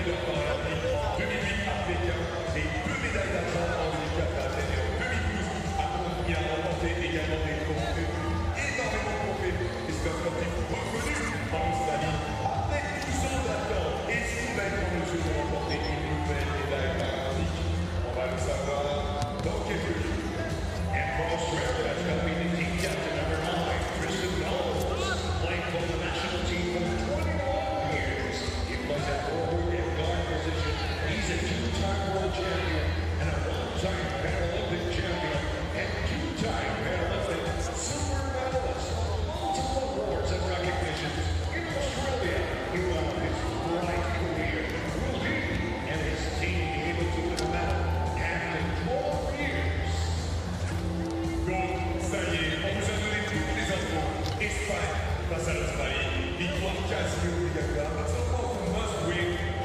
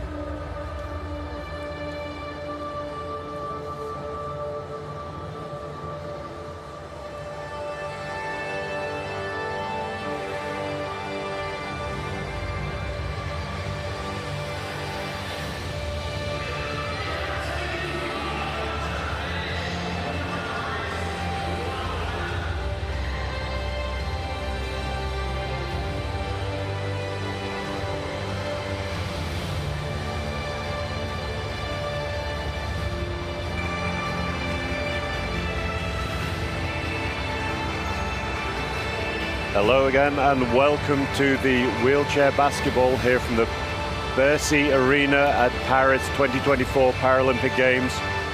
Next up we have a men's match between Spain and Australia. You can see from the table there, both teams have lost their first game of the tournament, so it'll be interesting to see who comes out firing and who recovers the most from that today.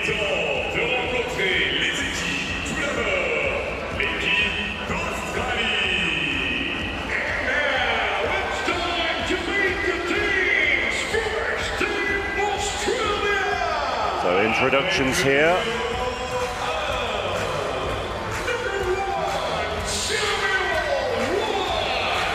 Samuel White in his third Paralympic Games, the one-point player coming out first, followed by Frankie Pinder, his first Paralympic Games, 23-year-old from Perth.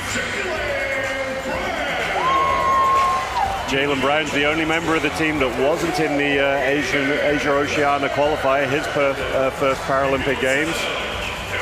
Ethan Laird, 18-year-old from Brisbane, made his debut last year, age 17.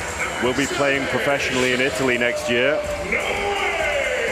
Veteran Bill Latham, still only 34 years old, at his fourth Paralympic Games, followed by Sean Norris, his sixth Paralympic Games, winning gold in 08. Yannick Blair, again one-point player, fourth Paralympic Games for him. Been playing professionally in Germany with RSV Landil. Tom O'Neill Thorne, 27, his third Paralympic Games. Tom O'Neill, interestingly, is also a qualified referee in both the running and wheelchair version of the game. Thomas McHugh, 22-year-old, 4.5-point player. Been coached by the German men's assistant coach, Martin Kluck, over in Hanover, his first Paralympics. And Phil Evans, the 2-0 from Western Australia, also his first Paralympics. Head coach Brad Ness there, one of the absolute legends of the wheelchair game for Australia.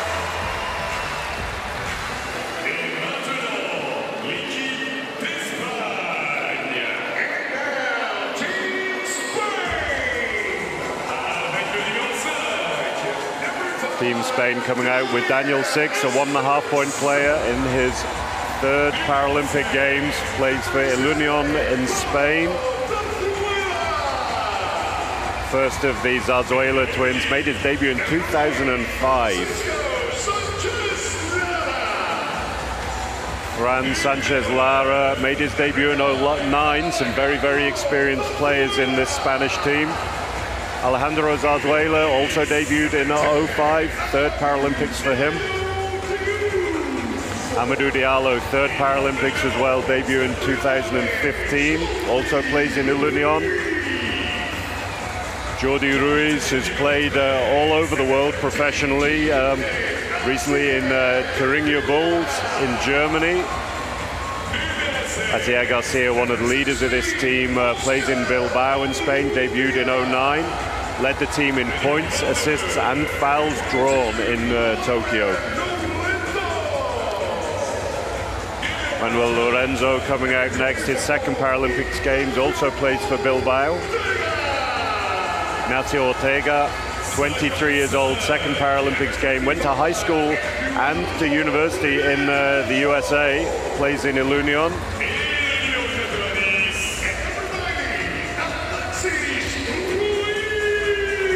Alexis Ruiz, the last of the lineup to come out here, the 3.5-point player.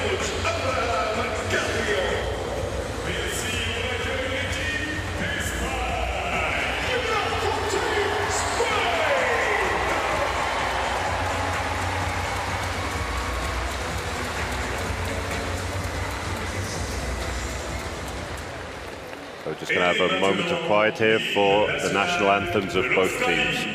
Ladies and gentlemen, the national anthem of Australia.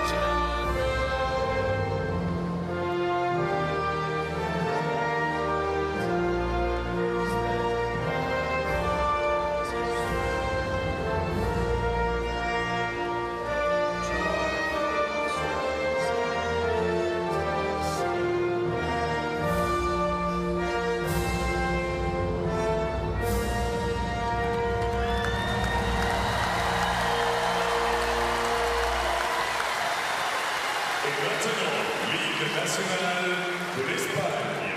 And now, the national anthem of Spain.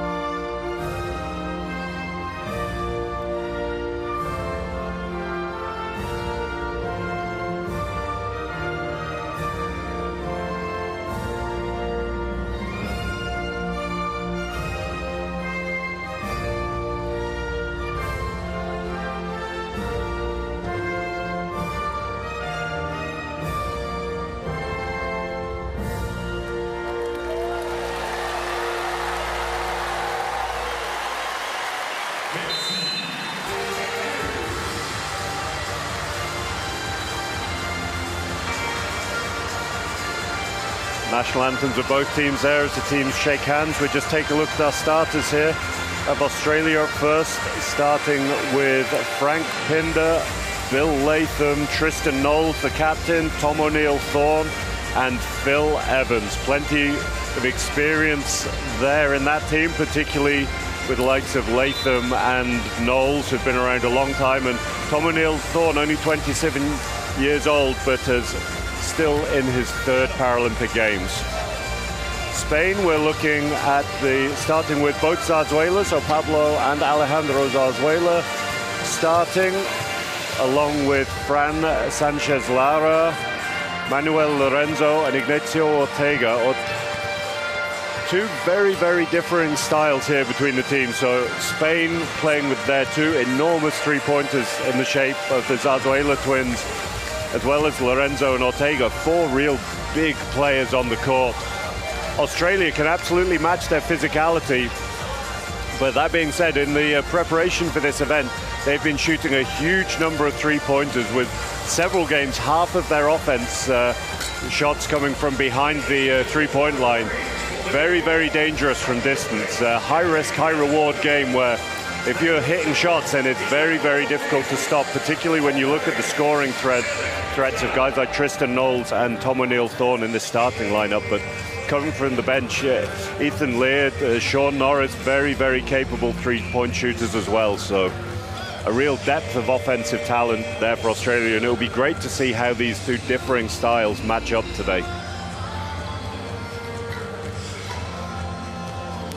Australia in for their pre-game discussions already, while Spain just taking the time to take those one or two extra shots as the coaches talk through any final bits of preparation. Some very relaxed looking faces on the Spanish bench there. As I said earlier, some incredibly experienced players in this team.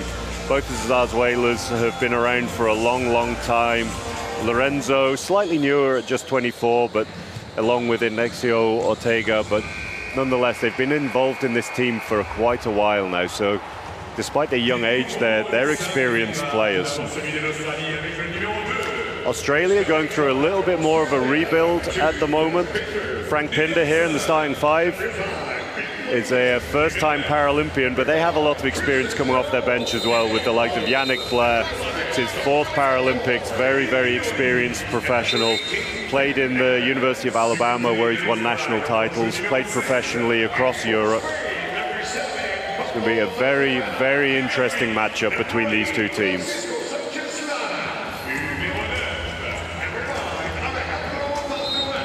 One thing I'm fairly sure I can guarantee you today is that this is going to be a physical matchup. Neither of these two teams are known for holding back, played very aggressively, very hard, and there are just some big, powerful men out there on the court today, and I'm sure neither of them are going to want to take a backward step.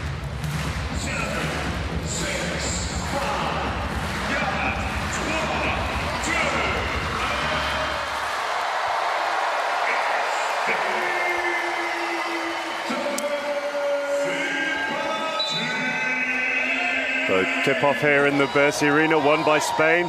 Steal straight away, lots of contact there from the off. It's Australia ball. Back pick by Knowles and O'Neill Thorne. Knowles behind Pinder's screen at the minute. Latham on the mismatch in the middle with Zarzuela, knows him well from his club basketball at Union in Madrid. And Ortega comes away with the ball for Spain there, pushing the floor. Good defense by Pinder there, just taking the lane away from Zarzuela. No foul called. Great chair defense by Pinder there. Zarzuela just going out of bounds, losing control ever so slightly. Lorenzo and Fran Sanchez just helping Zarzuela get back onto defense. Zone defense here early from Spain. You taking advantage of their size, just sitting inside, not giving up any early inside looks to Australia. Latham again mismatching the free throw line. First points this game, 2-0 to Australia.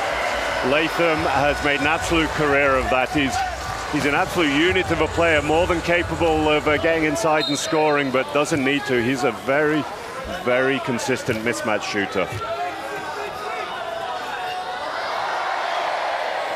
Sideline ball for Spain, 16 on the clock. Ortega threatening from three, doesn't pull the trigger. Finds Lorenzo open on the baseline. This one doesn't drop. Back pick by Latham, holding out Lorenzo just for now. Oh, Knowles threatens the first three, maybe just using that as a decoy at the moment. Floater down the middle from O'Neill Thorne, knocks that one down. Good start from Australia.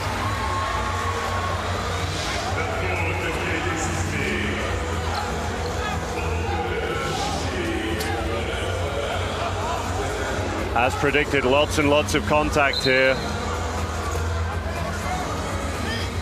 Australia looking to set up a little bit of a press. Not too hard a press, it was just a line there, just making sure that they could all recover together as Spain looked to back pick.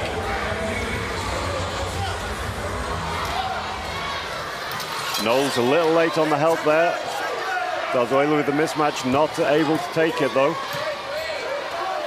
Ball swung to Ortega, looks at the shot, doesn't take it. Lorenzo on the mismatch. This one's just short as well, not quite found his touch yet today.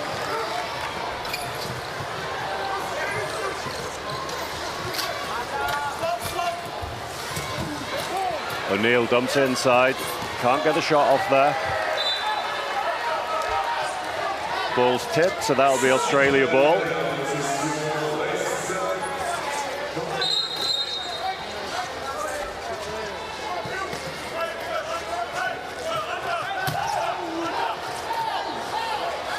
Ortega waiting to inbound the ball, but one of the referees had indicated it was tipped. Just a discussion between the referees, and he's changed his mind. His colleague has just let him know there wasn't a tip there, so that will be Spain ball.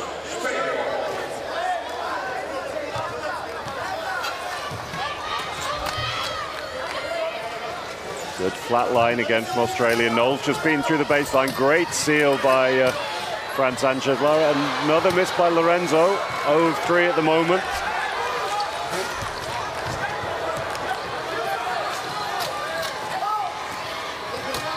Latham in on the weak side. This one doesn't drop there.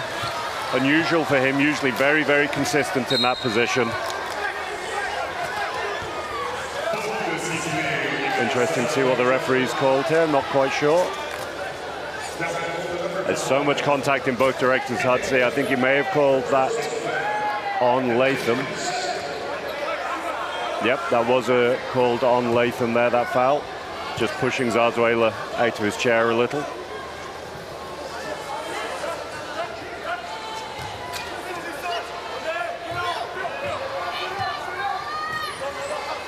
So high line again from Australia. A lot of pressure from O'Neill Thorne. Zarzuela had cut to the basket, but wasn't able to get the pass there.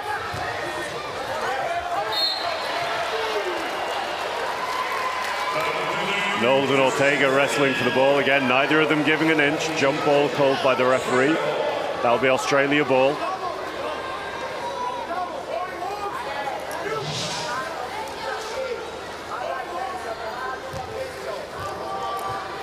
So surprisingly yet to see a 3 pulled in this game. See if that changes here with the high screen, but Zarzuela's aware of it. He jumps early. Knowles catches the ball a little off balance there. Difficult one for him to get the shot off. On the mismatch. This one's not good, but rebound picked up by Australia. Back out to O'Neill Thorne.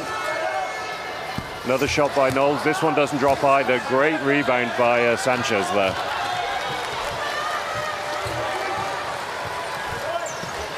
Ortega just playing calm at the moment. First 3 of the games by Spain. This one just rims out.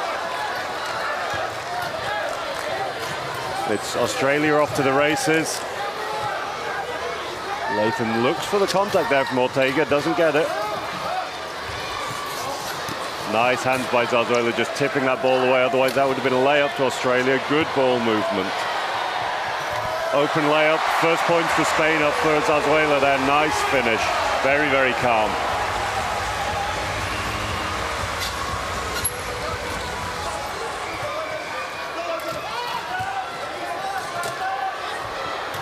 Great pass inside by Knowles there. Finished well under the basket by Phil Evans.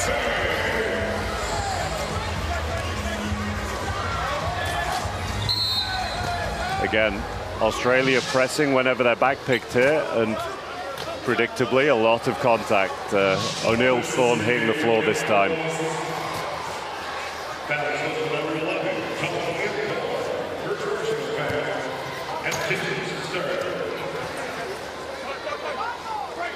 Foul was by O'Neill Thorne there. That's Alejandro Zarzuela's 2nd foul that he's drawn.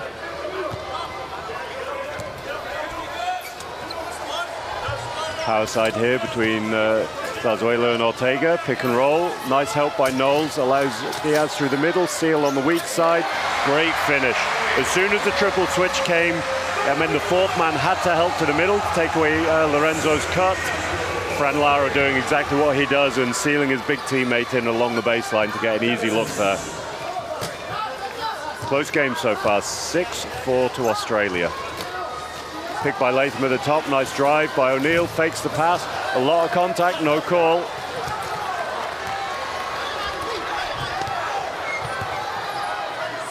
Pinder on the floor this time. Inside by Zarzuela, nice finish again, ties the game up, 6-all.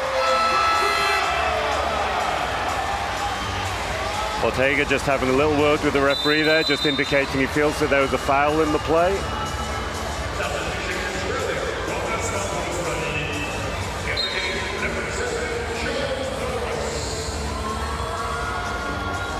Norris coming in for his first minutes.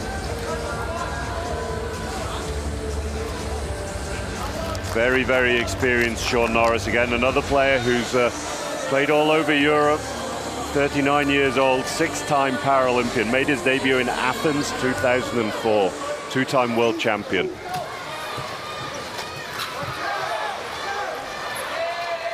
Latham again on the mismatch in the middle, lots of contact.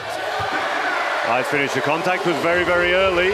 Ortega just complaining to the referee there. Following the referee still.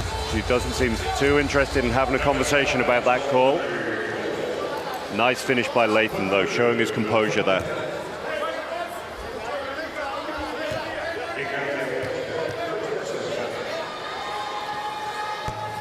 Free throws long, tipped.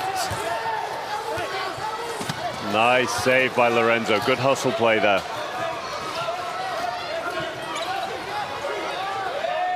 Good ball movement again by Australia. Zarzuela on the mismatch off the glass this time. Ties the game up again, 8-all.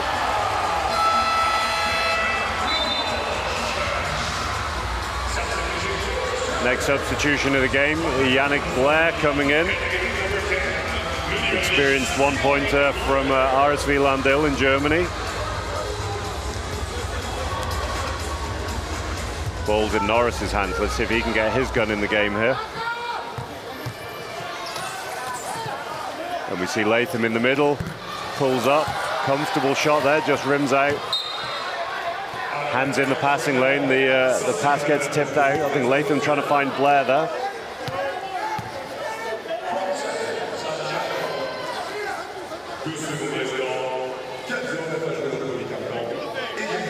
Evans just indicating he's going to inbound the ball.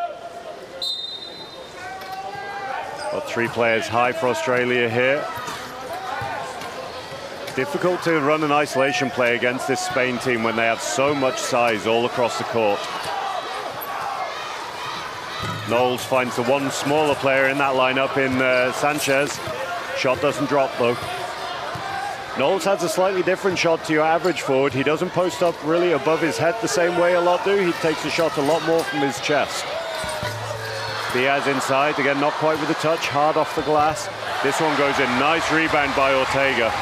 He needs to be a little careful there though.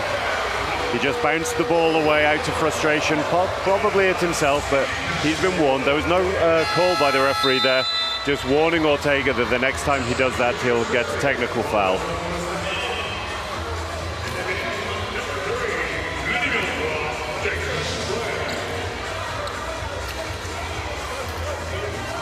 Jaylen Brown coming into the game for Australia, 19-year-old from Victoria.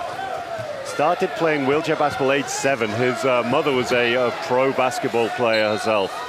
And as said earlier, the only member of this Australia team that wasn't on the squad that qualified via the Asia-Oceania Championships.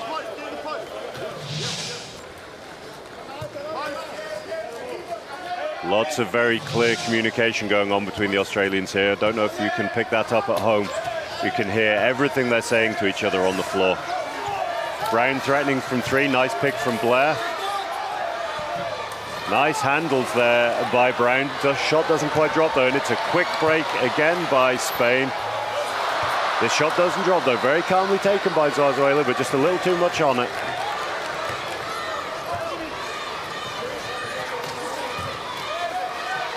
Brown seeing a lot of the ball early, setting the screen now. Norris pulls it through a lot of contact, doesn't drop. Long pass to Ortega this time.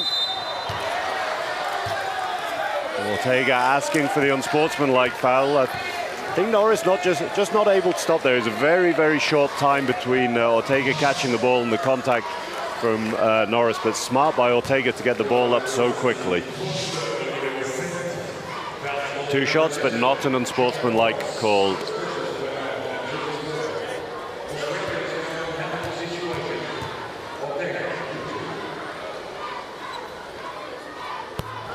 First is good, extending Spain's lead, 11-8 now with 2:45 left in the quarter.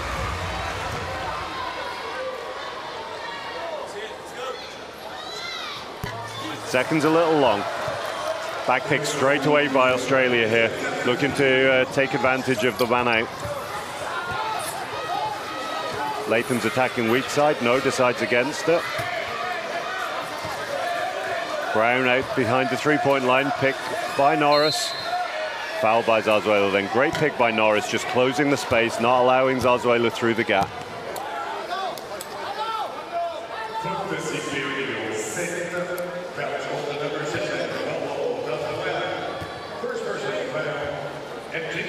Sideline play this time from Australia, 2 high posts. Latham receives, and it'll be Brown threatening this time. Zarzuela's going out early. Norris pulled out behind the 3-point line. That's found Latham inside on the mismatch, dumps it down. Great awareness there by Bill Latham. He had to be aware of so many things, of where the defense was, where the help was coming from, the shot clock, whether he was going to get called for 3 seconds, but made the extra pass and dumped it down for Yannick Blair there. Really nice. Unsportsmanlike foul call there. That is very 50-50 call there. Latham just pushing through the back of Ortega there to try and get to the ball, making sure that his teammate from Madrid couldn't get hold of the ball on that pass. Referee deemed there not to have been a play at the ball, and Latham's going to take his little break. Coach Ness just discussing with the referees there. He believes that Ortega was backing into the player and taking the space away.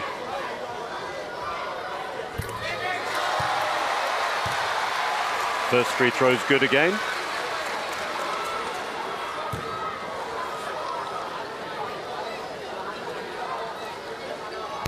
And the second this time, 3 of 4 from the line for Ortega so far. As that was an unsportsmanlike foul, that's going to be possession to Spain as well. So 2 high posts here. Zarzuela, I think, will come around to receive that. And back to Ortega. Nice pick from Lorenzo in the middle. See where the space is. It's Zarzuela that it opens up for, and he knocks that down. The inside game of Spain working very efficiently so far. 15-10 lead with 1:45 left.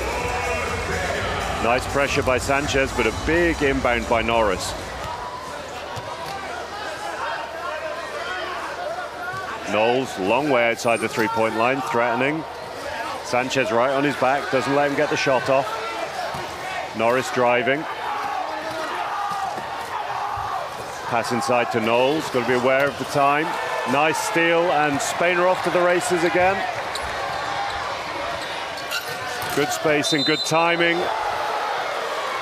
Offensive foul by Diaz there. He just had to, I understand what he was trying to do. He was just trying to pin the 2 players to create space for his teammate, but just a little too enthusiastic with his contact there. Flying into Norris. Yeah, he just needs to be a little more patient, a little more careful in that situation, as Australia again looking to backpick.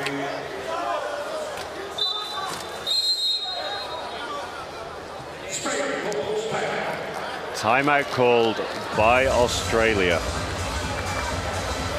So 15-10 here so far in the game. Let's have a little look through the statistics. No real breakout scorer for Australia at the moment. It's 4 for Latham, 2 for Blair, O'Neill Thorne, and for Phil Evans. Tristan Knowles currently scoreless. Whereas when we look over at Spain, one clear leader in Alejandro Zarzuela with 8 points, shooting 4 of 4 so far. Great start for him.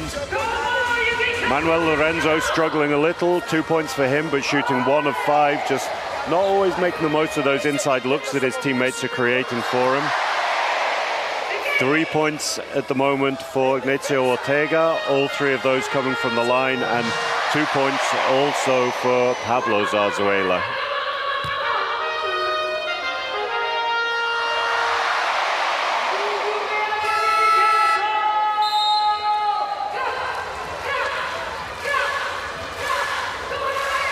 Seeing a lot of the examples of the physical nature of this game here in these replays. Just player after player landing on the floor, and players under immense pressure, physical pressure here caused by the aggressive defense of both teams.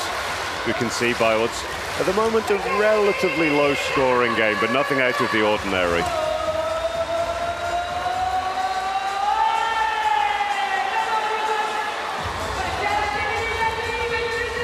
No changes off the back of that timeout for either team at the moment.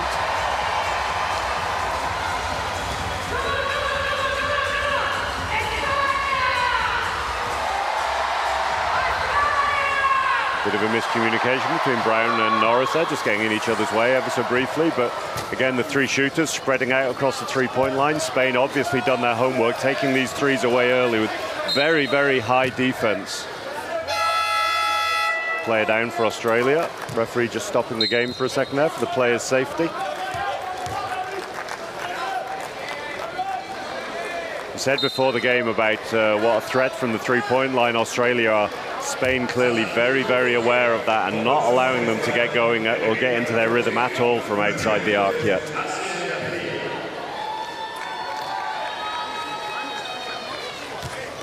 Garcia into the game now while Ortega takes a little break. Nice pass inside by Knowles. Brown finishes well. That'll be the key, that if Spain are extending their defense so much to take these 3-pointers away, they're going to have to be aware of the inside cuts. And from what we've seen of Brown so far, he can be very, very explosive. So Spain do need to be aware of that. Garcia attacking the basket here, finds Zarzuela under a lot of pressure.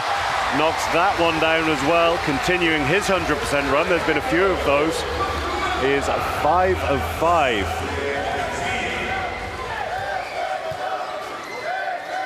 Again, 3 players spread outside the three-point line. First 3 of the day for Australia from Knowles isn't good. Zarzuela picks up the ball, and again Spain at the races here, 4 on 3 temporarily.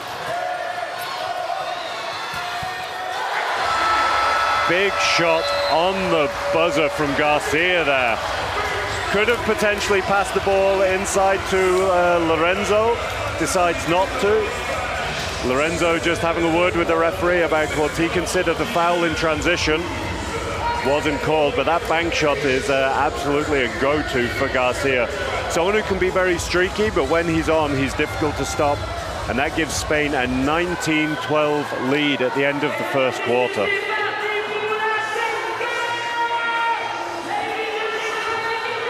Look at the team statistics here.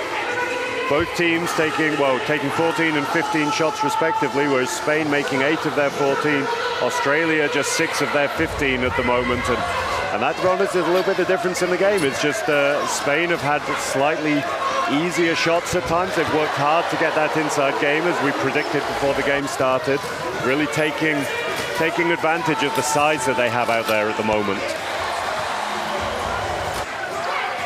One of the keys, in my opinion, coming up in this next quarter will just be to see how efficient Spain can be with Garcia out in place of Ortega. It's obviously difficult for any player at this level to play 40 minutes, but I think it's fair to say Ortega ever so slightly younger than Garcia, his teammate, and Garcia very dynamic. Ortega is a very, very dynamic player. So it's important that when Garcia comes in, he can be as efficient as possible as well. And so far, he's done exactly that, drawing a lot of attention.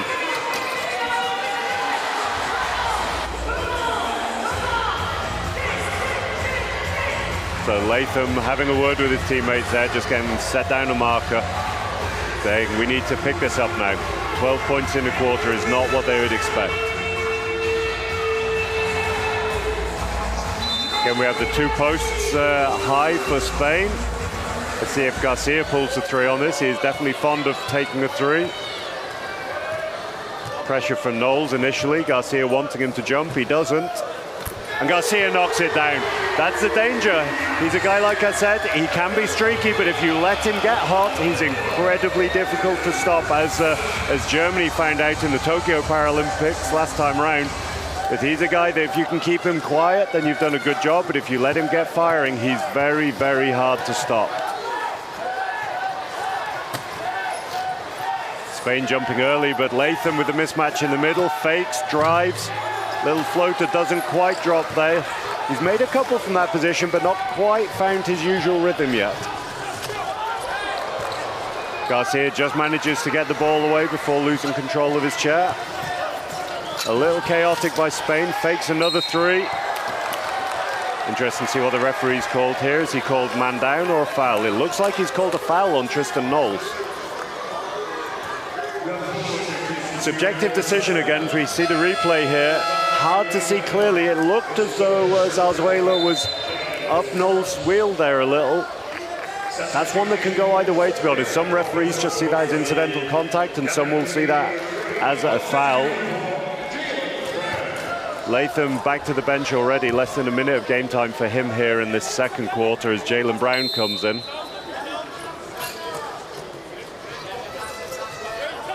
Inbound by Sanchez, little short for Diallo.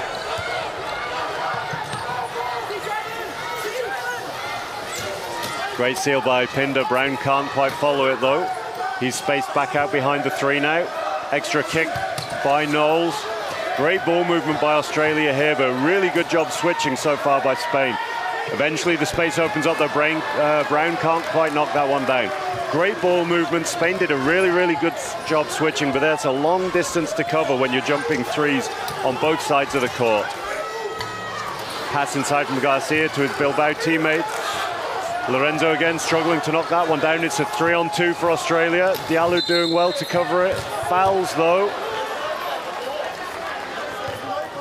O'Neill Thorne just having a word with the referee. I don't think he believes that Diallo made a play for the ball there.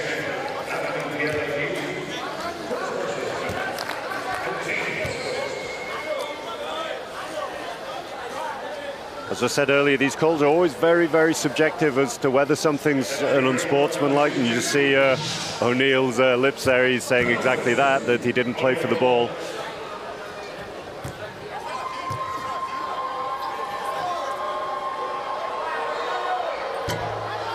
First one just rims out for O'Neill Thorne. Australia need to regain a little bit of composure here. This lead is just starting to slip away. It's a 10-point gap now for Spain.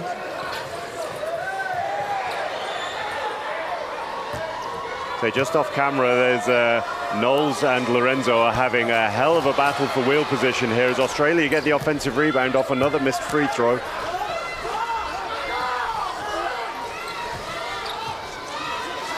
Pass is just not quite on the money, meaning these three-point shots are difficult to take at the moment.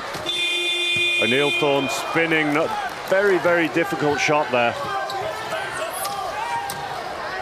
Garcia decides against the risky pass there. Takes his time. Can't find the pass down to Lara, just again taking his time. Finds Lorenzo in the middle, fading away.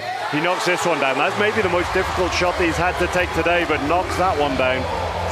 Very capable scorer when he's in rhythm. Again, Brown pulling out for the three. Knowles coming over to that side though. O'Neill Thorne threatening this time, driving, dumps it down inside. Shot doesn't quite drop. Brown just loses control of his chair there, looking for the rebound, and straight away, Spain don't give him a second. They're trying to backpick him straight away.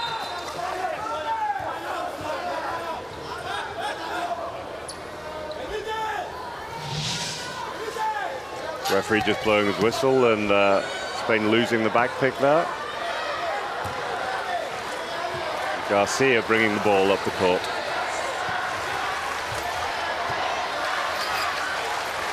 Again, Knowles jumping him a bit more aggressively this time than he did earlier in the game. Garcia weaving his way through, off the glass, doesn't quite drop. Good pressure there, not quite letting him get a comfortable shot off. Numbers here for Australia, if they can use it, they can't. Good recovery by Spain. Skip to O'Neill Thorne, skipped outside. Brown attacking now, looking to draw the foul. Good hands though by Lorenzo. Lefty hook shot under pressure by Knowles. Shot clock violation. Australia just struggling to find their rhythm here.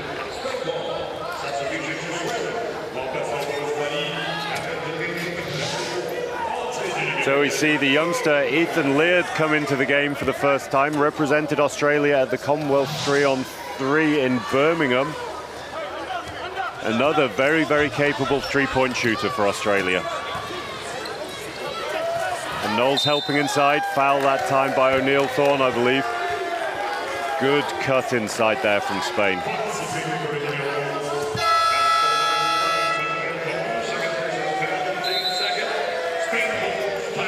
O'Neill Thorne's second personal. Nothing to be too concerned about just yet, but timeout for Australia nonetheless.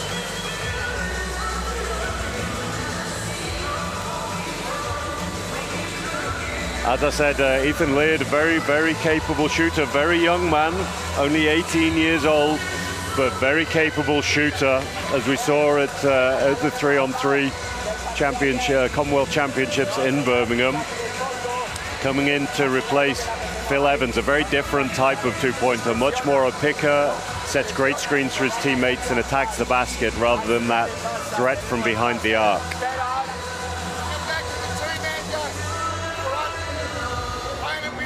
On this side, okay? Come up really high. Ethan, pick, hold. All right?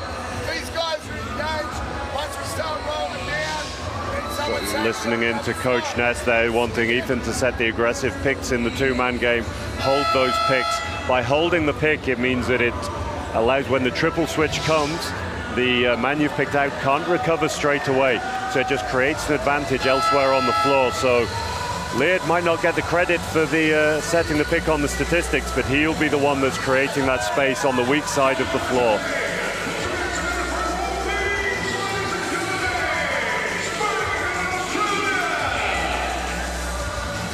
Going to be Spain ball from the baseline with Garcia to inbound. Double screen on that side for him. Knowles jumps from low, jumps to the right hand of the shooter. Passes inside to Diallo, fading away, doesn't quite have the touch to make it. Fast break early, great catch by the two-pointer there. loses his control, lands on the deck and makes the shot. Fantastic start to his Paralympic career here with that shot. Highlight reel basket already for the youngster.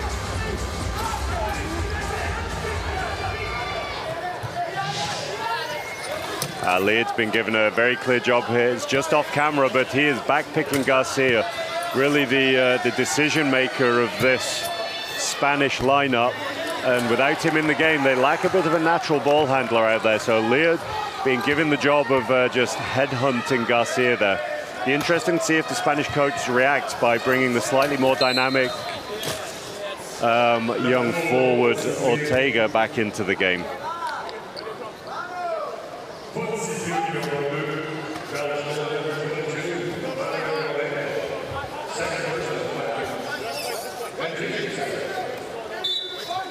No reason to panic yet by any stretch from the Spanish coach. There's only been one possession, but I can imagine that that's going to be a bit of a theme, is Leard just working on Garcia there.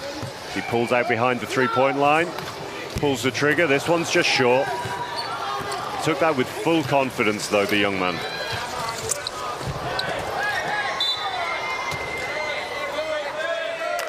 Aggressive defensive job there by Leard, taking out Fran Sanchez, stopping the play. Again, straight away onto Garcia's foot plates.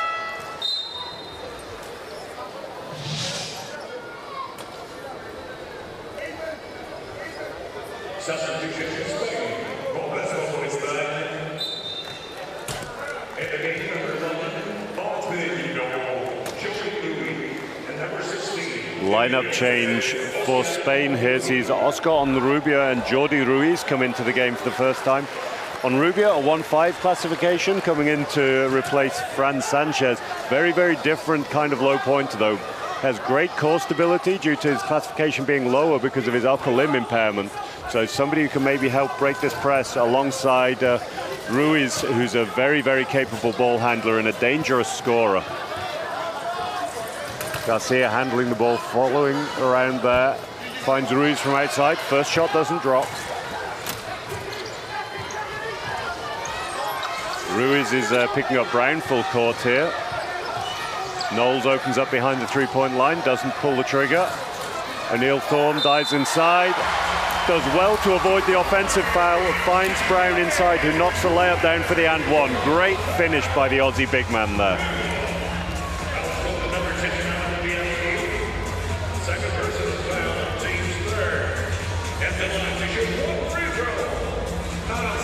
Be one free throw here for Jaylen Brown. He's on 4 points personal currently.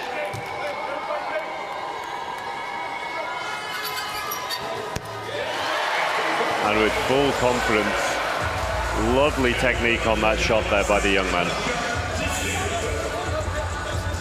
Pressure again out to the back pick here for Australia. Three-man press with, again, Leard just chasing Garcia everywhere he goes. Gets around the pick, straight back on his foot plate again.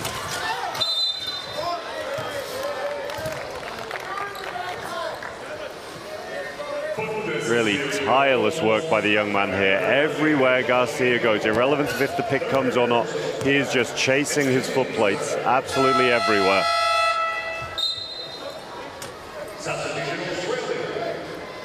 Next up for Australia here sees Sean Norris coming back into the game for O'Neill Thorne. It's his third foul, so this is probably just a look to protect him a little bit. Again, in wheelchair basketball, 5 fouls and you are out of the game, so Coach Ness just looking to protect O'Neill Thorne there. The shot doesn't drop from Garcia. Off the glass. Lead down to 7 at the moment. Nice pick, Leard cutting inside, dishes to Brown, moves the ball to Knowles. Again, everyone's spacing outside the three-point line. Norris with a difficult shot over 2 big hands there, doesn't drop.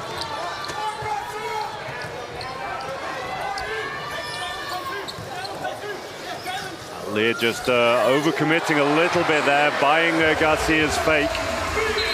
As you just attack Garcia with his foot plate a little bit there, and as soon as you attack a player with your foot plate, then it gives you the opportunity, the opponent the opportunity to go in either direction. So he just needs to be aware of that. He's so quick. If he gets a good chair position, there's nothing that Garcia will be able to do about it.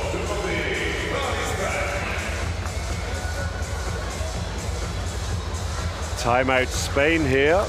I'm sure they're just going to talk through the slight change here.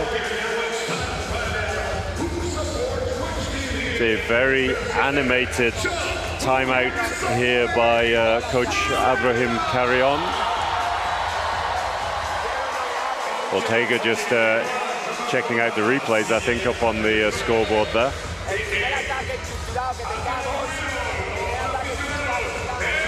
As I said, it'll be interesting to see how Spain react to these tactical changes by Australia. It's not made a huge difference on the scoreboard just yet, but it is one of those things that, particularly for a player like Garcia, he's a big, strong guy, and when he's got someone so small and so fast chasing him for the whole game, that's not necessarily something that has an impact immediately in this quarter, but that's something that just takes the arms away from the bigger, and I think fair to say slightly older Garcia.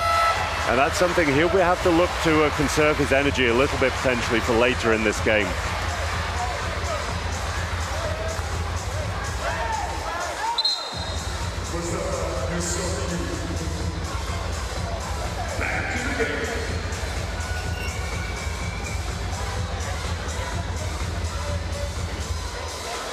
Going to be Australia ball from the baseline.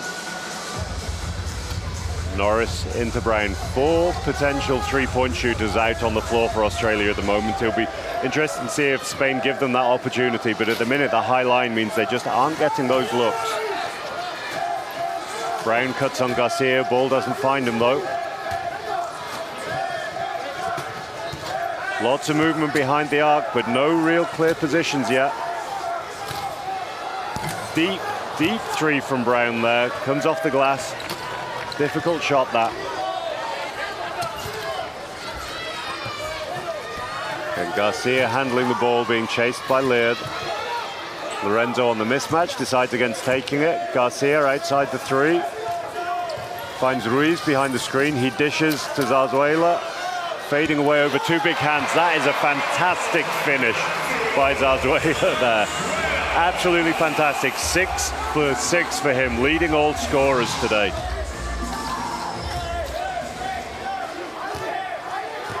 Brown back-picking Lorenzo, cuts inside.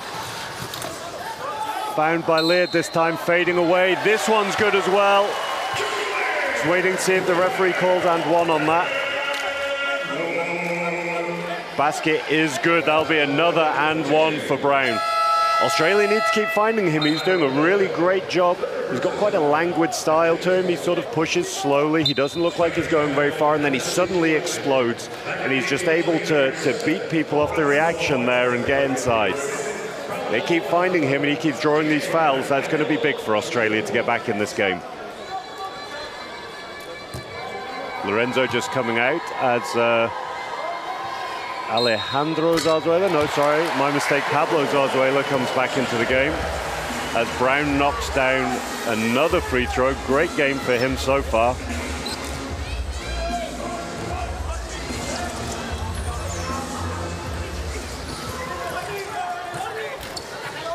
Ruiz doing a great job working to get Garcia inside there, looks around for a pass, doesn't see an obvious one, so fades away and knocks it down. Oh, offensive foul call there. Again, quite a subjective call, I would say. Garcia having a few words with the young man Laird there.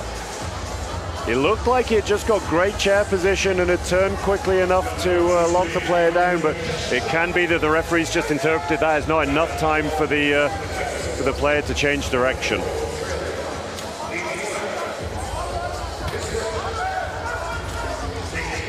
And this game's just starting to get a little feisty, unsurprisingly.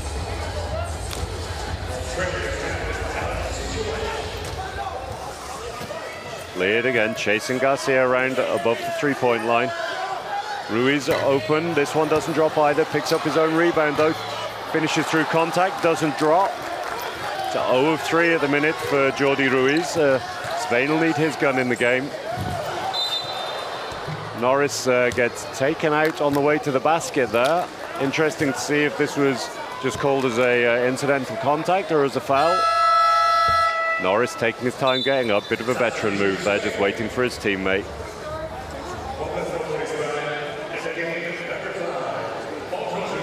On Rubia, just taking a little break. Daniel Sticks coming in. 10-point lead still for Spain. They're doing well to weather this this change of defense from Australia.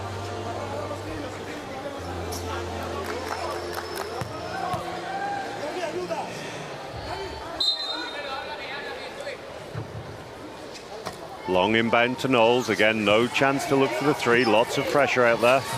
Again, Brown isolating, cutting. Unsportsmanlike foul called there. Referee took his time just to think about it, but exactly as we said earlier, Brown taking his time, moving languidly, taking his time, then exploding and attacking. And when you have a classification mismatch like that, that's very dangerous. And you could see Sticks doing his best to make sure that Brown couldn't get the shot up, but just not making an obvious play for the ball, and unsportsmanlike foul there. I'm sure that won't be the last of them that we see today.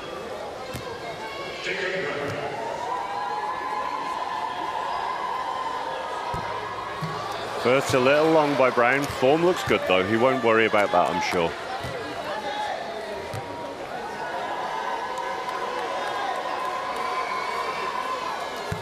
Little pump fake in the second's good. It's absolutely lovely technique from Brown on these free throws.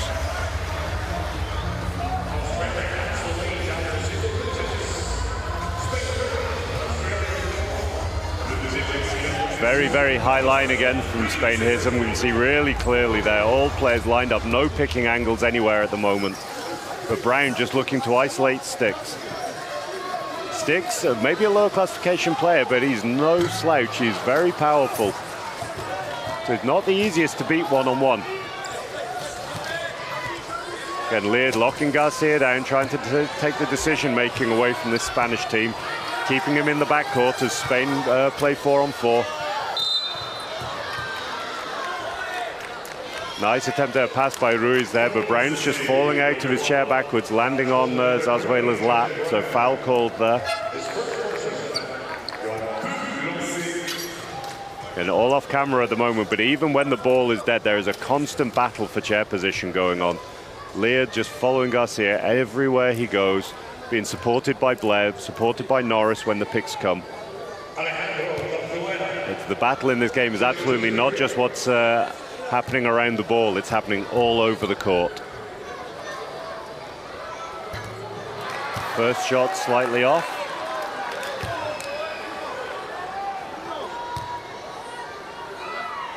Both teams in team foul here.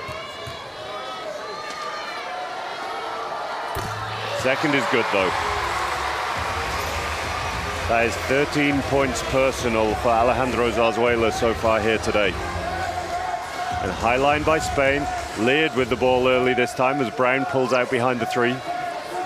Nice pick by Blair. Brown attacks Zarzuela again. Pump fakes, finishes.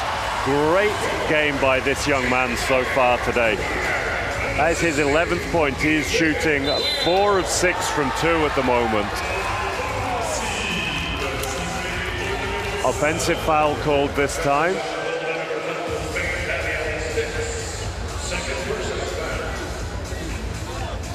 Waiting to see who that was called on. Garcia taking his time to get up. It does look like that was called on Daniel Sticks, not on Garcia.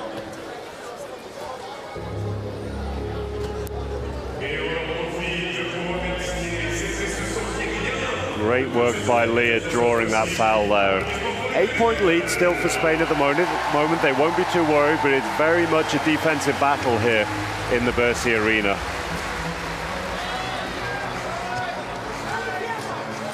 Again, we see Brown on the weak side trying to isolate Sticks, spacing out, attacking him.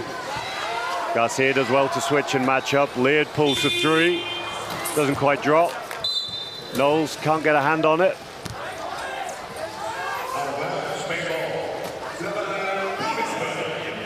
Australia with full court pressure here.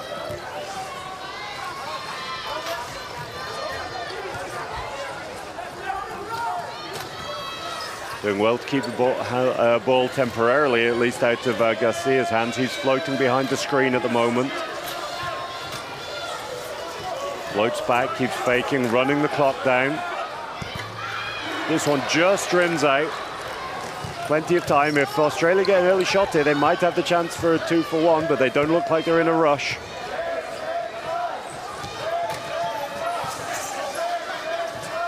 Again, we can just see Brown on the weak side here, just working on sticks, attacking him, pulling away, attacking again. Nice pick for Lear, drives down, dishes, fantastic dish by the young man there. Drives into the key, loses control completely, and as he's falling out his chair, manages to tip the ball to his captain, Knowles. Beautiful pass there. You can just see here, completely loses control, but still has the awareness to make the tip. Despite being quite small, Leard's very top-heavy in his chair here. As you can see, there's just not a lot of weight, and a turnover. Great play, just can't quite knock the layup down there. Great introduction to Paralympic basketball by two young men here for Australia, by Leard and Brown. 7 seconds here. Garcia runs inside, great pass. Ball rattles and drops. Fantastic pass by Garcia there, and he'll spend the end of the second quarter on his back. Just glad that that pass got there and that Zarzuela made the shot.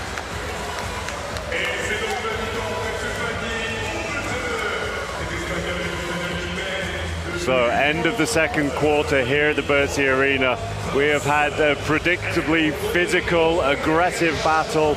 No team's giving any edge. It is 33 points to Spain and 25 points to Australia.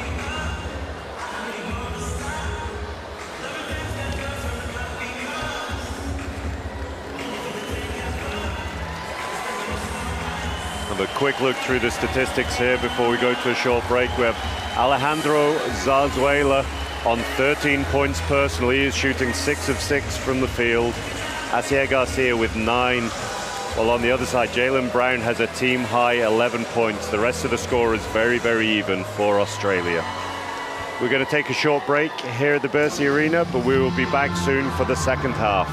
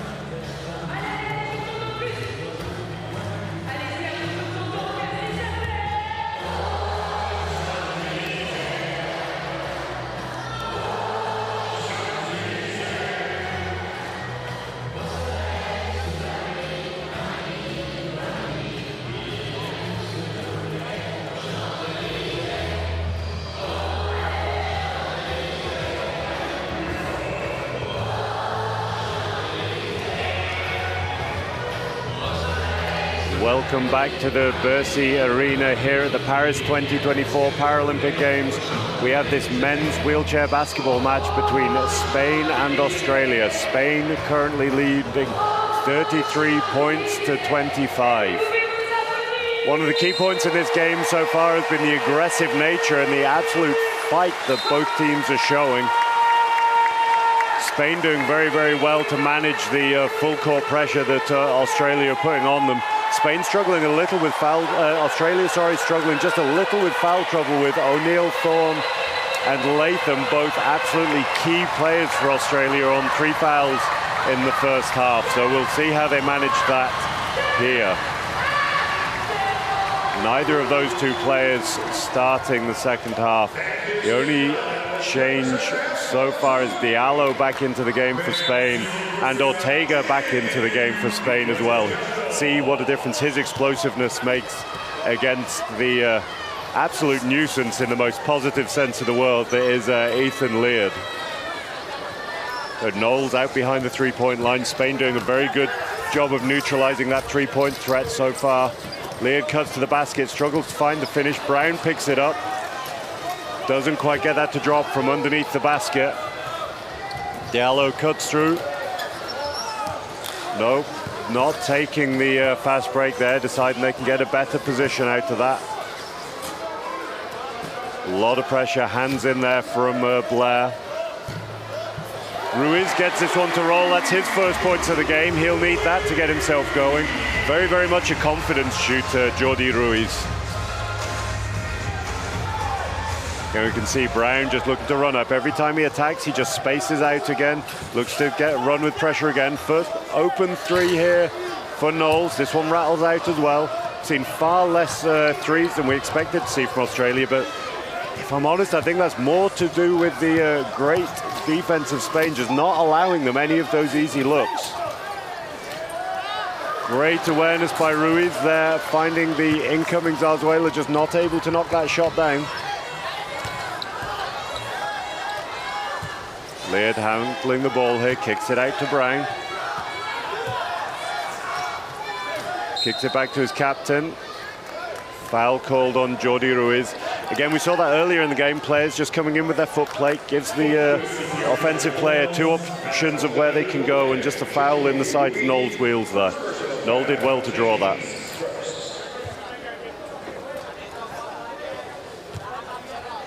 Looking through the stats, Jaylen Brown leading fouls drawn at the moment with 6 drawn in that first half. That makes such a difference.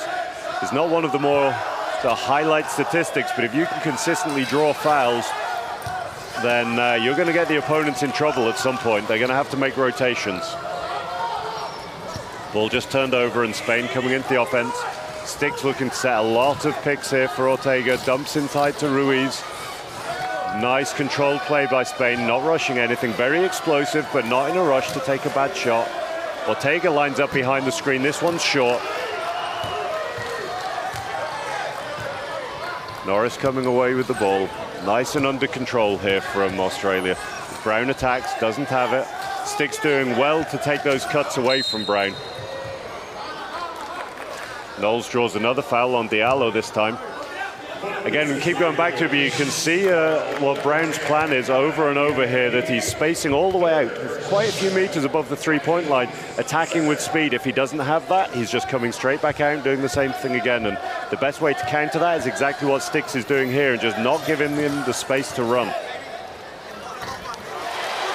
Great finish by Brown, draws Sticks all the way down to the edge of the key there, where he can use his size advantage. I'd love to know how tall that guy is, because he looks so incredibly long the way he sits in his chair. Real monster. Turnover by Ruiz there, pass just a little long. Great chair control from Ortega to get out to the back pick there.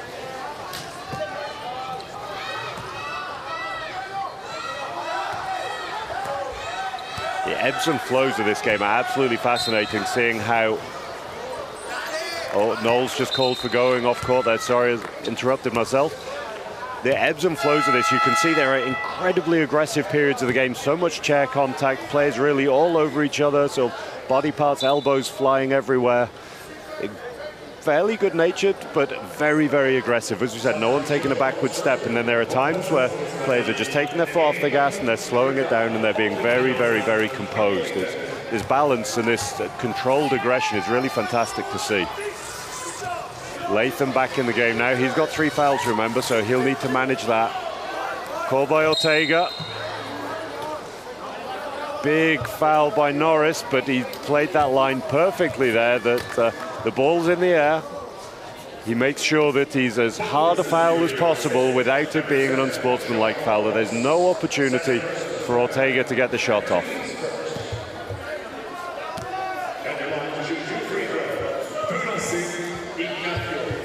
Ortega and Norris still discussing it.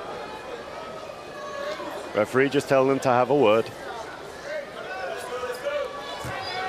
A lot of rivalry between a lot of these players. First one is good by Ortega, just gives Norris a little look as he makes that one. And confidence from the young forward there.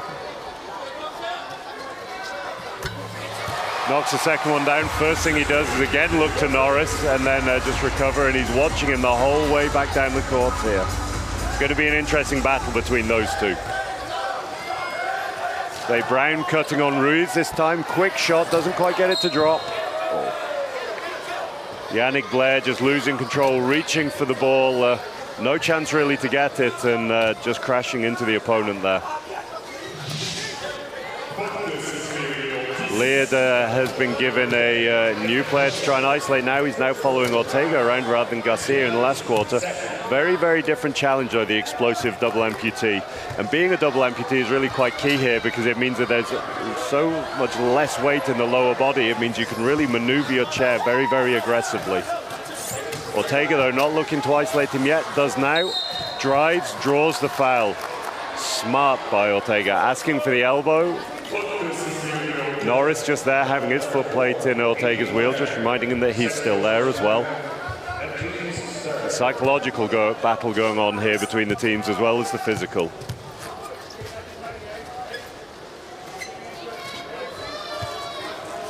Ortega lines up the 3, pulls the trigger. This one just rims out. Recovering well, Danny Sticks is picked out here. Be interesting to see if Australia can capitalize there. No, he recovers. Brown again looking to isolate to the point. Sticks looking to close the space, only giving him one way to go. Leard just gets a bit lost in amongst the trees there, tries to dish the ball out, turns it over.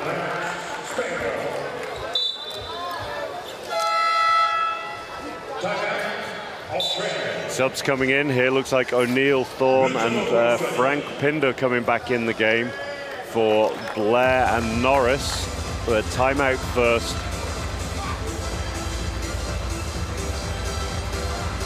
Again, it's great to see that the halftime has made absolutely no difference to the intensity of this game. That break can sometimes affect teams. It can sometimes give them take them a little while just to get going again. Absolutely none of that here so far. Hands off right. You get back to the middle. See if we can get another pick coming from Tommy, but we want to get side or dead low.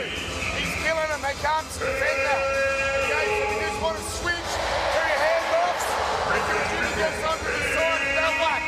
When we're running up things to get up, okay, keep your head up. All right, that's what we're doing. Interesting insights from Coach Ness there. Very, very smart coach, although he's not been in the job here that long as the head coach. He's been involved in wheelchair basketball for longer than some of these players have been alive.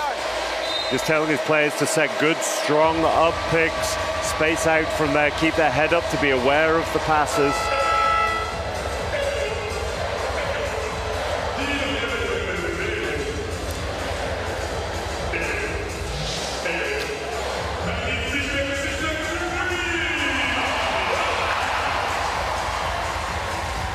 Australia straight away with the line press here, very, very high, and again focusing on Ortega. They're wanting him to get any space whatsoever.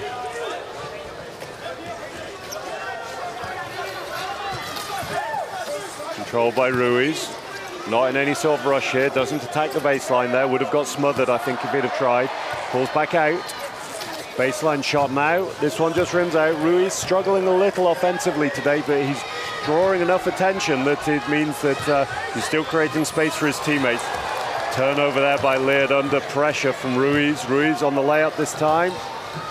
This one just rims up. Great hustle by Tom O'Neill to get back. I'm sure Ruiz just felt that pressure from behind there.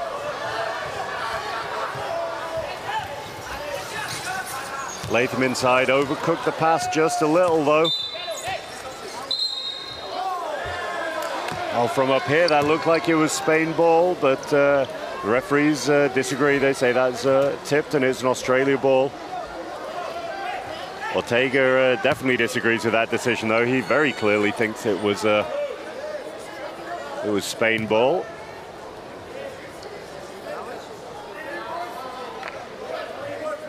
It looks all as though the referees are going to take a look at the monitor here. I think one of the referees just had a word and said if they're really unclear, then it might be worth them looking.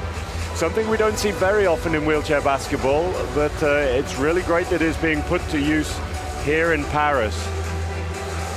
I'm sure the referees aren't going to rush this. They'll just take their time, make sure that they're definitely getting the right call. Although it's a 10-point gap, these individual possessions can make a big difference in changes of momentum. So important that they get these calls right, if at all possible. Just hope that they have a camera angle that means that they're able to see what's going on.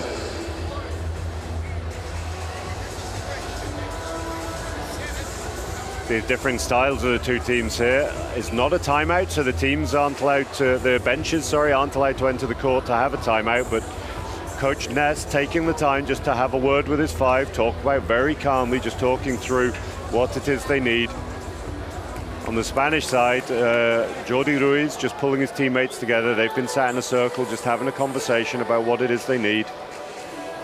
Taking their time, just making sure they're all on the right page here. These individual conversations as well, you can see between Sticks and Ruiz there. Absolutely key in these games, those moments just to make sure that you're on the same page as your teammate. You don't often get that during the flow of the game. Referee's coming back out onto the floor now. We'll see what the decision is.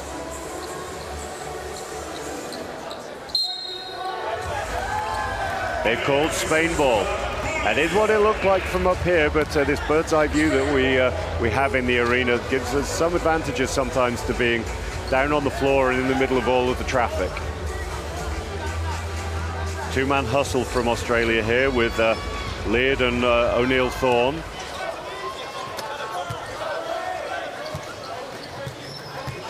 Ortega behind the three, just taking his time again, no rush whatsoever. Looking at pulling the trigger, fakes it, doesn't take it, looks again. Beautiful shot by Ortega there, celebrating, rolling backwards onto defense. That's a difficult skill, being able to threaten the three. You have your space taken away, you have to reset, a really short run up, pulling the trigger. Really well executed by the young man. Reply there straight away from Brown, attacking, using his explosiveness to get under the basket, knocking down the easy two. Spain extend their lead to 11 points here in the third quarter.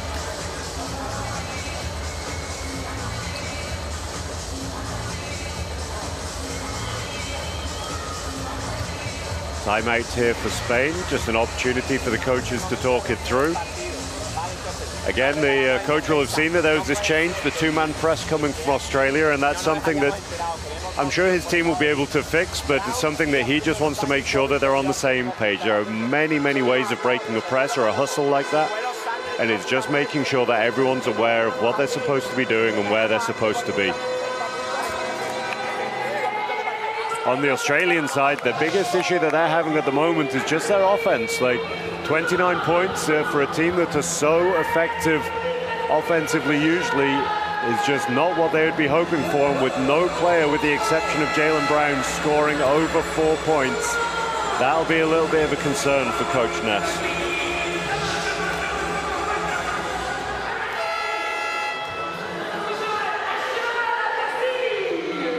We see Alejandro Zarzuela there shooting 6 of 7, leading scorer for Spain with 13 points. followed by Ortega with 8 points. Sorry, Garcia with 9, then Ortega with 8 points. Spain ball from the baseline. Again, we can see this pressure. Tough take there by Ruiz. A lot of pressure on the Spanish ball handlers here, though. Late call by the referee. I don't think it was for the knock. No, the referee agrees it wasn't for the hit on the arm. It was the chair contact. The steel was clean. The chair contact wasn't.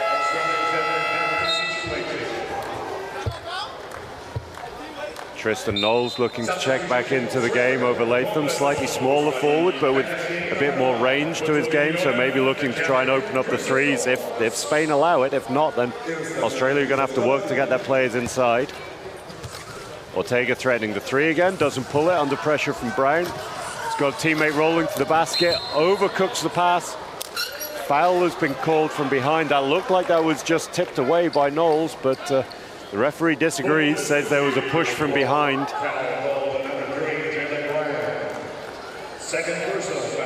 Coach Ness looks confused, I think it's fair to say.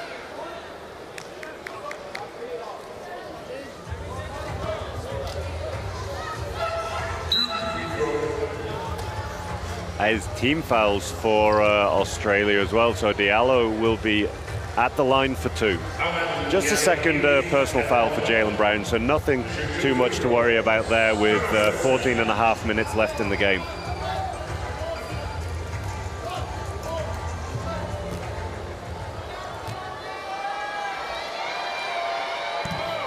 First free throw is good from Diallo. Lead stretching ever so slightly for Spain here.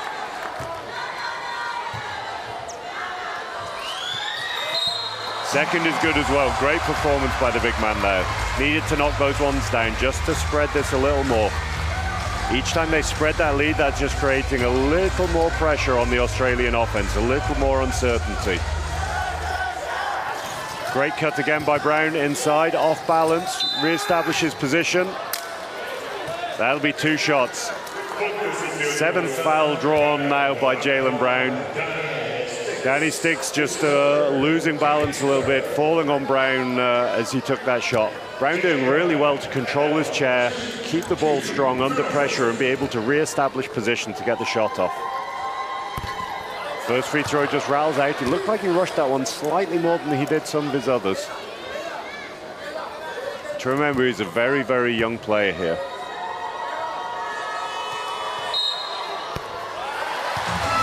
Knocks down the second. Diallo was in early, but that won't make any difference as the shot was good. Had he missed that shot, then Brown would have got another opportunity from the line with Diallo going into the key a little too early there. Press again from Australia, needing to do something to change the momentum here.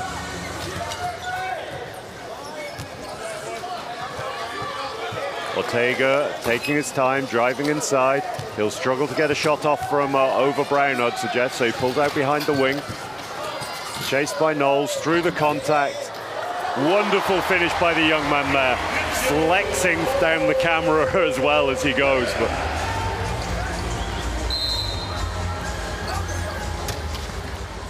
not sure what the call was here. It looks like it might just be an equipment call for Tristan Knowles. Really strong play there by Ortega. Faked the shot, forced the jump from Knowles, drove towards the basket, through the contact as the triple switch came, and still managed to get the soft finish off the glass. It was just an equipment change for Knowles, but it looks like we're going to have subs for Australia. 4 changes coming in here. Completely new lineup. You see Thomas McHugh coming into the game for the first time, along with Sammy White's first minutes of the tournament. Change of lineup here completely for Australia. It's some great work by the youngsters from Australia, Ethan Leonard, but it's not had the impact on the scoreboard that Coach Ness would have hoped.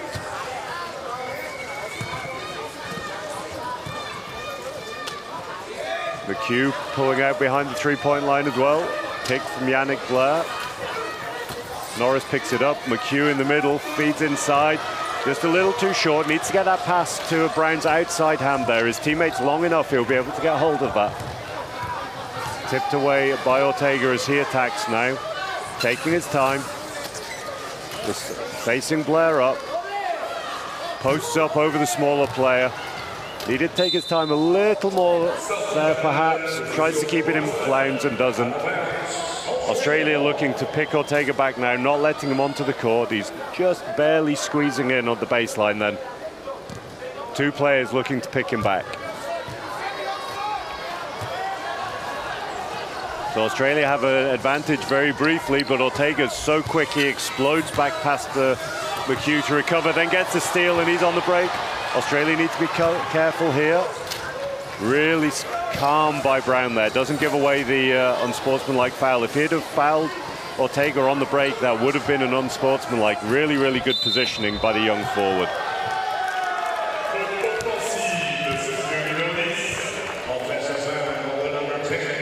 Offensive foul called on Yannick Blair there. We're going to have to see the replay on that.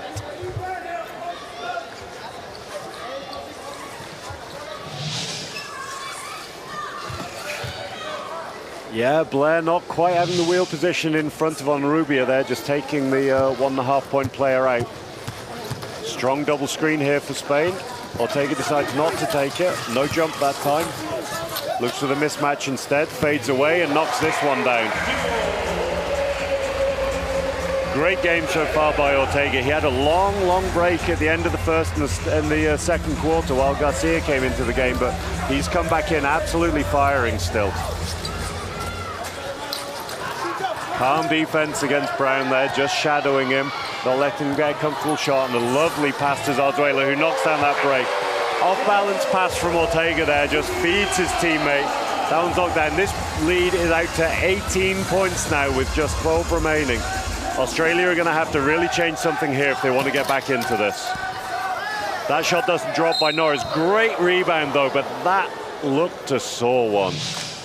Totally unintentional, but that was a great rebound by Norris, but he just landed with the back of his head on Rubia's wheel. Just as we see the layup from Zarzuela there, nice one. Again, Norris, we're just going to see that fall here, I think. Rebounds the ball, just tilting, loses his balance, comes down backwards, and comes down quite hard there. He's back up though, and he looks okay.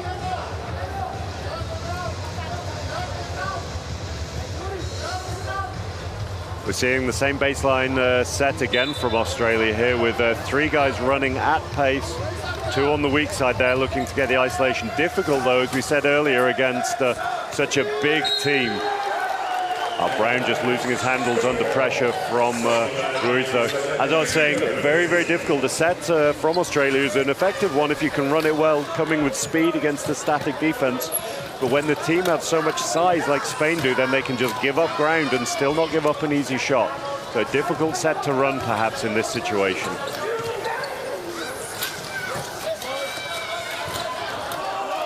Ruiz again just taking his time, finds Zarzuela on the mismatch, knocks that one down with beautiful touch off the glass.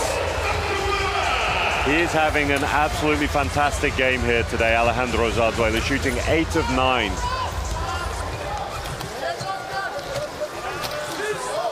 McHugh sealed in on the weak side, picks it up, left-handed shot just over the top there. Australia need these shots to start going in. It's now a 20-point deficit with both teams in the foul trouble. Onrubia lines it up from outside, doesn't take it, just taking his time. Three from Ortega. This one's just long. Plenty of time left in this quarter for another offense, so potential 2 for 1 here for Australia if they want to take it.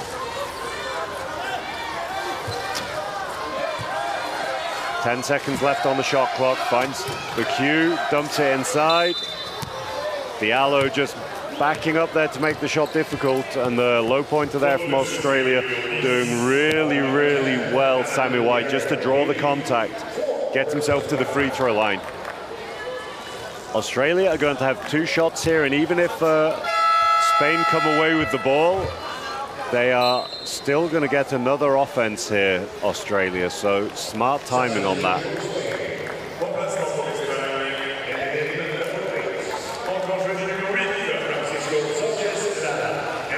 Subs here for Spain, with Alexis Ruiz getting his first minutes of the day and Fran Sanchez Lara coming back in.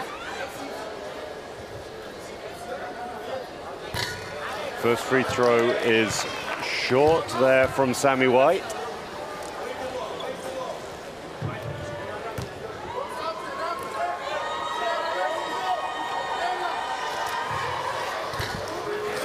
Second just rims out as well. And the lack of concentration a little there from Australia. They were lucky that Spain didn't capitalize on that. Fran Lara had the fast break, but the pass just a little behind him. Difficult for the one-point player to collect it. Tough pass inside from Norris, gets turned over, and Zarzuela is on a break after another great pass from Ortega. Ortega is up to 4 steals, 8 assists now, and Alejandro Zarzuela is on 19 points, shooting 9 out of 10.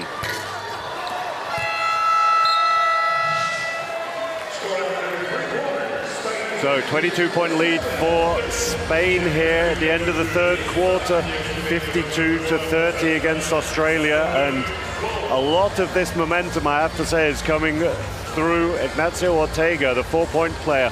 In his 19 minutes at the moment, he has scored 3 of 8 from the field, not his best percentage, but 2 of 5 twos, 1 of 3 3-pointers, 5 of 6 free throws. Drawing 5 fouls is quite key there, but his 8 assists, his dynamism on the court is drawing so much focus that he's just able to kick the ball to find his teammates.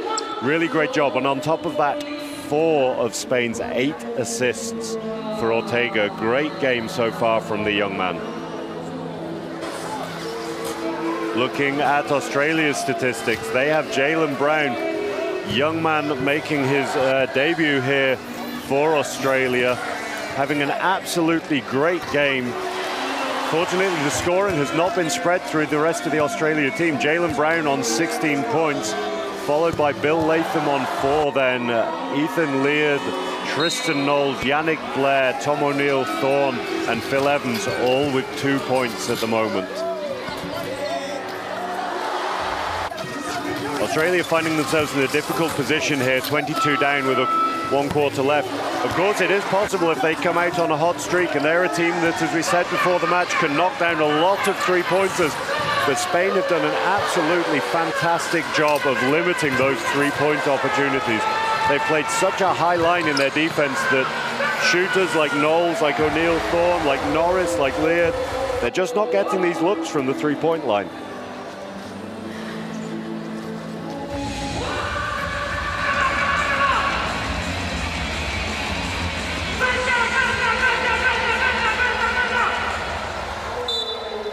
Ruiz to inbound the ball for Spain into Ortega, behind the 3-point line again. Will he pull another one? Nope, fakes it, no jump, but he attacks off it. Triple switch means that Zarzuela doesn't have the mismatch. Ball's passed inside. Ruiz picks it up. Shot's just a little too long. Australia have a 3-on-1 if they're quick. Pass by Leard is absolutely lovely there. Whip that pass across. Pressed by Australia again now. They're going super aggressive here. They're going to have to just limit Spain's offenses if they're wanting to get the win, but that's the danger of the press, because you can be broken on. Nice pass. Australia looking for the 3-second call on Alexis Ruiz as he backs out of the key there. Another long pass. Oh, this is just going end to end now. Brown not quite able to control his chair and finish there. Difficult shot. And this is just going from one end to the other here with transition after transition. Long passes being bombed everywhere. Ortega asking again for the unsportsmanlike foul, mentioning it to another referee now. Why was that not a foul for the push while the ball was in the air? I don't think he needs to be too concerned with that, though. His team are in a very comfortable position at the moment. He doesn't need to risk getting himself a technical and changing the momentum. Ortega peels out behind the screen, fakes the shot, dumps inside. Nice hands by Brown there. Very, very, very long arms on Brown. He sits quite slumped in his chair, so it's a bit deceptive how tall he really is, but really has a long reach on him. We'll wait and see what the call is here, if it's a foul or just a man down. From the reaction of Coach Ness, I think he's quite pleased that that was just called as a man down. I think he was waiting for the foul call, wasn't going to be thrilled if that was the case. Lear just taking his time, Brown taking the defender away. Lear doesn't look at the three this time. Brown might. Kicks to O'Neill, jumped early though by Ruiz. Out to Lear behind the three, pulls the trigger. No foul called, a little bit of contact, but nothing too obvious. Long pass by Ortega, again this press from Australia. Spain taking all the time in the world, they know they're not in a rush. Zarzuela just beating Norris off the push, mismatching the three-pointer inside. Shot just comes short, only his second miss of the day. Brown on the break here, using his speed. Pass back, shot can't quite drop. Last couple have just been missed by Brown.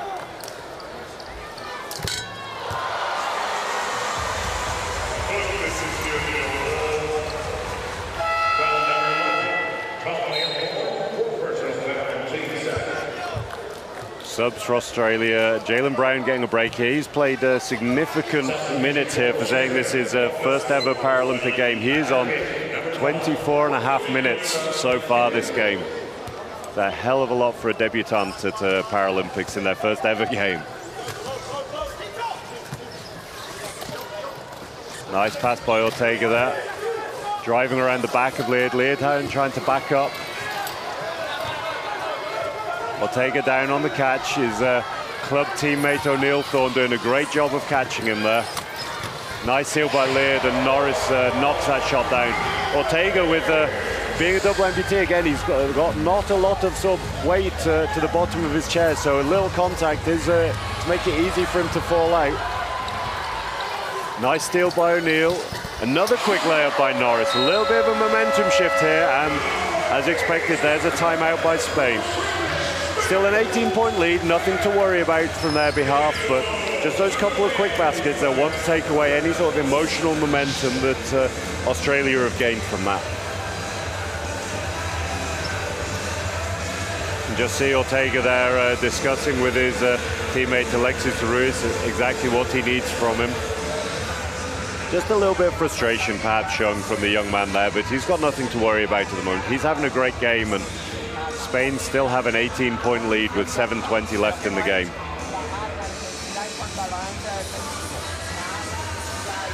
From an Australian perspective, it'll be interesting to see what they come out with here. They've got a couple of steals off of that press. It could be that now, obviously, Spain have time to set up a press break.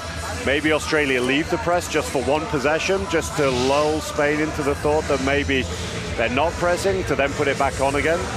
We'll have to wait and see. They're going to need to get some offense quickly, though. They're in an 18-point hole with 7:20 left to go in the game. Absolutely doable, but hard work.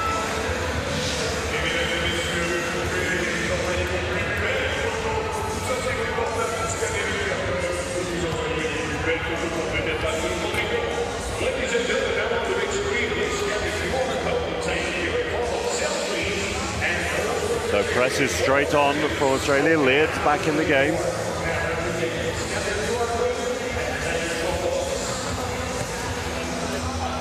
Long pass by Ortega. Australia looking to keep Ortega out of the game as much as possible. As similar to with Garcia earlier, he's very much the ball-playing sort of decision-maker in this team at the moment. Much more difficult to press, though, with him being so explosive. They're doing a great job right now, though. Lorenzo, no mismatch, dumps down, great steal there. Australia off to the races again. Leard with the break this time. Pulls out. Latham in the middle, decides not to take it as well. Norris for three. This one's just short. I'm unsure if that was nerves from the young man there. I'd be surprised, having seen how he's played so far, but that layup had to go up by Leard. Great soft finish by Latham, though. You can again just see that soft, sort of wrong hand almost finish. It would have perhaps been easier to go with his left, but just using his right with some reverse spin. Nice finish. That's a 6-point run now for Australia.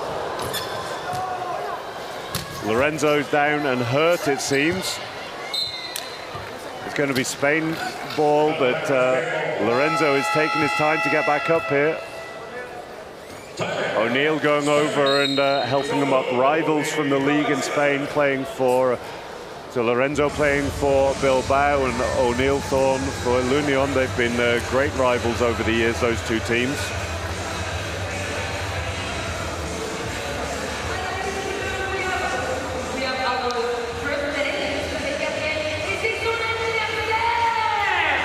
Next timeout here.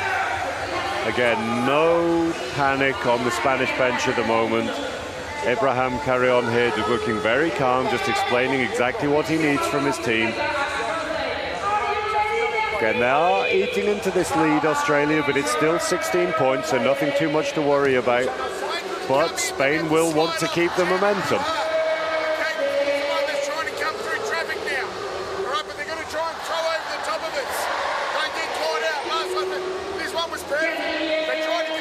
Coach Ness there just reassuring them that it's much more difficult now with Spain trying to come through the traffic of the press. But the solution that Spain are finding is to pass over the press, just reminding his team not to gamble too much, that they don't need to try and jump in front of that passing lane and give up the open layup. That if they contain Spain, that's a great start. You can see Australia straight from the timeout into the press here, picking up Spain before they've even come out to their huddle.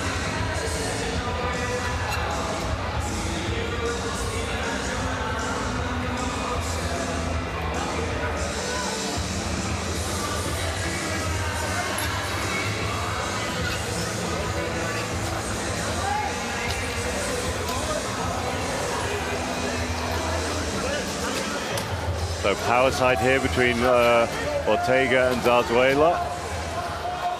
Ortega on the mismatch. Clock running out. He needs to be aware here. Perfect timing by the young man. Just backs all the way in, calm as you like. Makes a shot there over his shoulder. Really, really just calm play with the clock running down. O'Neill Thorne with the layup. Again, might have been easier to go with his left, but goes with his right and knocks that down, rattling in. Australia scoring better now in the last couple of minutes than they have for a while, and just as Coach Ness said, the pass over the top to break the press from Spain. No risks being taken by Australia, gambling on jumping in that passing lane. Lorenzo on the weak side, taking his time, not rushing to take a difficult fadeaway. Ortega missing from outside with only 2 on the clock, though they used a lot of the offense, and that'll be absolutely fine for Spain. Missed layup by Australia there, but the ball's tipped away. Lack of communication on the defensive end from Spain there. 2 players going for the ball at the same time, just losing it, giving another possession to Australia here. 16 points with 5 minutes to go now. Leard coming to pick for Norris, not quite a clean pick. O'Neill Thorne attacking, kicks to Leard on the 3, he pulls the trigger. Knocks it down, the young man. Lovely, lovely shot there. Turned down the layup earlier, but it's full of confidence on that 3. See him almost bouncing in his chair in excitement. A lot of pressure from Australia here again. Playing 2-on-2 now, the Zarzuela twins just looking to take their time.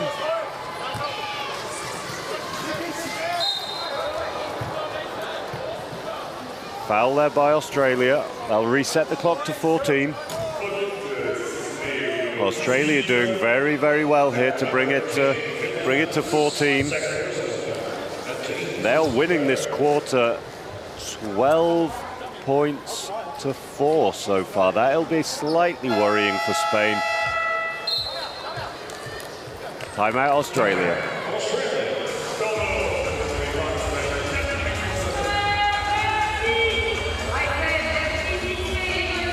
So as we said, no reason to panic too much for Spain here, but they are starting to give Australia a bit of emotional momentum in the game. You can see the body language is starting to change from the Australian team. Their heads were down a little earlier in the game. They were struggling, they were frustrated at their missing opportunities. Now the heads are up. Now they've got a bit more self-belief about themselves with this 4th quarter score. Australia shooting 6 of 11 this quarter to Spain's 2 of 6. There's 3 turnovers in the quarter already from Spain. First 8 seconds, all right?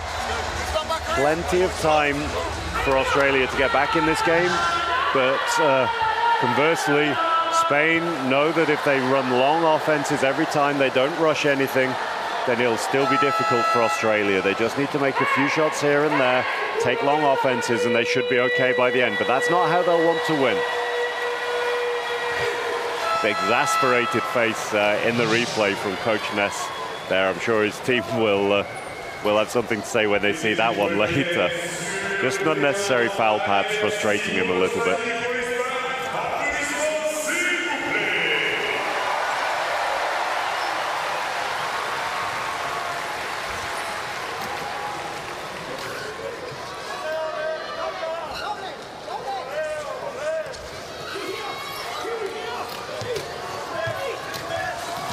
Spain looking to threaten the three, not in any rush whatsoever. Ortega driving off that pick and roll with Zarzuela.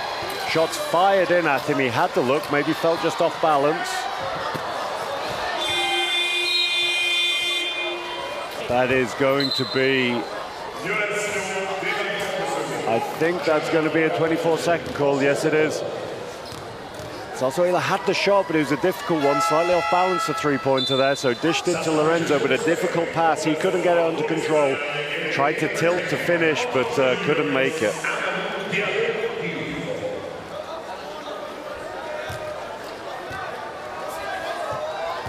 Australia with plenty of time. Interesting to see they picked up the ball straight away here instead of having a pass that let it run. They could have been a valuable few seconds. Leah drives inside, doesn't find the finish. Lorenzo fouls the smaller man from behind. Just see it on the replay here. He cuts in, backs up. Hard contact, but he's young. I'm sure he'll bounce back up from that. And not a shooting foul. It was called for the earlier foul. Leard coming with speed, trying to create space for Latham. Again, no mismatch for Latham, though. The difficulty, as we've said before, with the size of this Spanish team.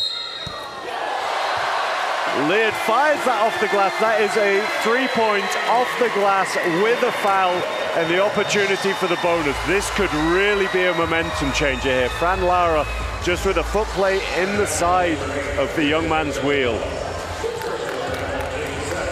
Lead is cut to 11 now for Spain.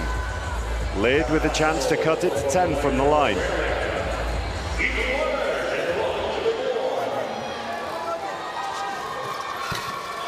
Shot's not quite good. Can he pick up the rebound though? No, not quite. Ortega's there. Leard just a little over enthusiastic, reaching in, trying to get the ball, having a conversation with Ortega here. Reaching in, trying to get a piece of the ball, just gets Ortega's arm though, can't quite reach up there. Ortega just having a little word with him while he's on the floor. Nice pass by Zarzuela, pass back by Diallo. Key basket for Spain there. Nothing spectacular, but absolutely essential. Just breaking the momentum of Australia for a second there. Leard looks at another three, pulls the trigger again. This one just rattles out. A little too relaxed there from Spain, not coming up with a rebound. Spain just losing their intensity a little bit here. They look like there was three of them there. Any of them could have grabbed hold of the ball. They all waited for somebody else to do it. Australia just had the opportunity to get their hands in there and wrestle the ball away. That's got them an extra possession. This could be key. Leard fires it into Norris. He's looking at the three. Dishes back. Doing a good job of jumping here. No shot. Smothered there, the smaller man. Has to throw one up off the glass. What a shot that is. He is telling Lorenzo all about it here. Not the shot Australia would have been playing for, but right in Lorenzo's face there, but Leard telling him all about it. It'll be interesting to see what the referee's called here. Technical foul on... Technical foul on Leard. That's unfortunate for the young man there. He was very excited about that shot and just It looks like it's obviously difficult from up here to hear exactly what happened, but just perhaps overstepped the mark a little in something he said.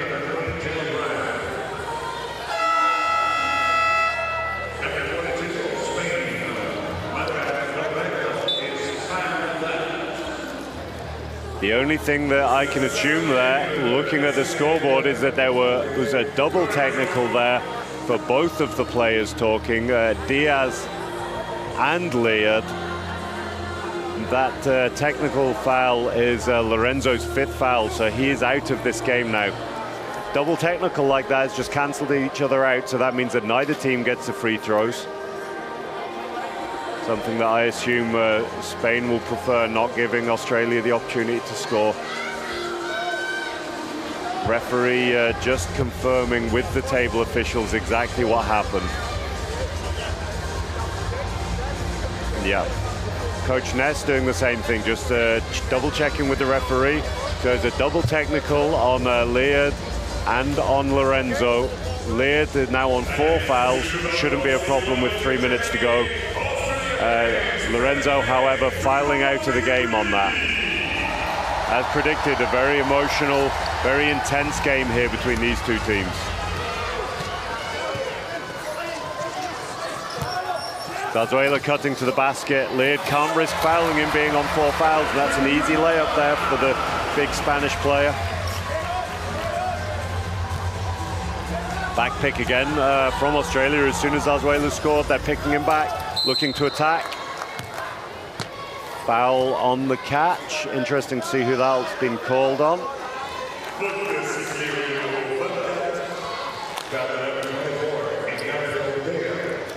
Called on Ortega. Just his 2nd personal. Leard pulling out behind the 3 again, pulls the trigger. This one's just short as well. Ortega picks up the rebound. Spain really taking their time here. 2:30 left in the game. 13-point lead to Spain. Double screen for Ortega, doesn't need to take it yet. Zarzuela beats Norris one-on-one. Knocks that layup down. These easy shots, and that is a little bit the difference in this game. Spain getting the easier of the looks so far. They're getting that inside presence. Australia have made some great big shots, but not that many have been as easy as that shot that we just saw from Norris. 5-man press now from Australia, straight up line press.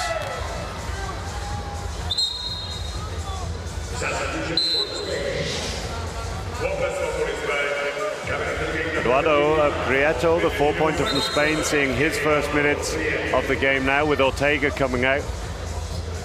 Spanish coach must feel like this game is fairly safe, as Ortega's been one of the main handlers so far in the game. Prieto, very, very capable player, has been playing in the Spanish leagues for a very long time. Originally playing for Mexico, of course, but yeah, Spanish nationality. Press is broken. 2-on-1, Diallo has position, doesn't take it. Lot of contact, no call there. Prieto gets the shot up. Zarzuela can't put the rebound back. Interesting to see who the referee calls this on. One way or the other, it's going to be 2 shots to Zarzuela.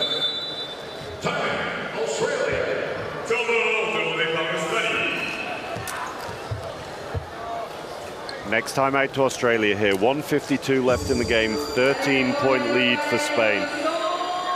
This quarter has, however, been much, much better for Australia. They are winning this quarter 19 points to 10. Really effective 4th quarter from Australia, but potentially just a little bit too late here in the game. They needed some of these big shots earlier in the game, but that is the risk when you're relying so much on these outside shots, then it can be difficult. Spain much more reliant on their inside game. They've not set the world on fire from outside, but they've been so dominant in transition and getting inside and finishing under pressure. The flip side of that is if you don't allow those teams to get inside, and when they're so used to it, then that becomes more difficult for the Spanish team. But they've done a great job of creating those spaces for each other.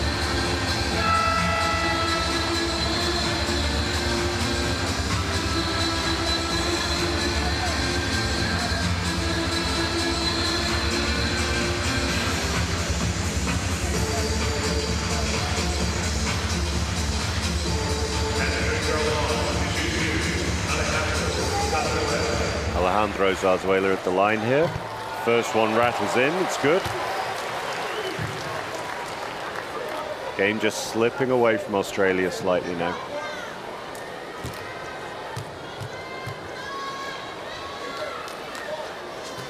And the second is clean. Swish there from Alejandro Zarzuela. Calm as you like.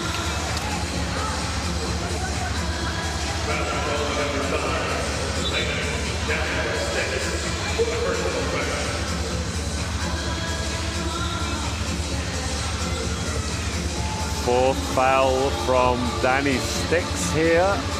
That sees Leard go to the line for two. Bit of an unnecessary foul here.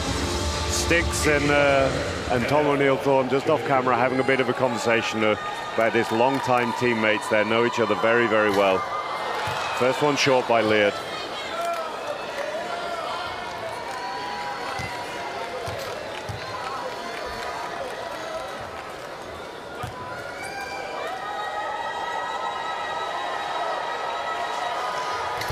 Second shot's a little short as well, but rattles in.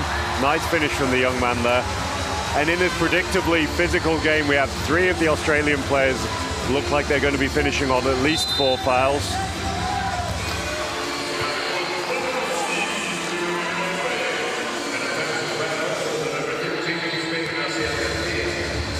Offensive foul by Garcia there, I believe, his first foul. As I was saying, 4 of the Australian players on 4 fouls so far, with 2 of the Spanish players on 4 fouls and Lorenzo with 5. Very, very physical game so far here in the Bercy Arena. Brown threatens from 3, doesn't pull the trigger, drives instead, drives on Garcia, taken out. Garcia is asking for the elbow. Isn't going to get it though, he's taken out Brown there. Let's just see the replay here. So there's definitely no elbow there. Garcia, Brown just looking to go up strong. Garcia reaching in, still talking to Brown though.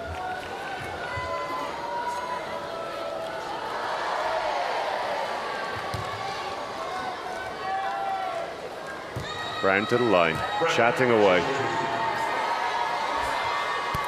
Knocks the first one down, still chatting. Prieto, all good-natured, but Prieto and Brown just chattering away.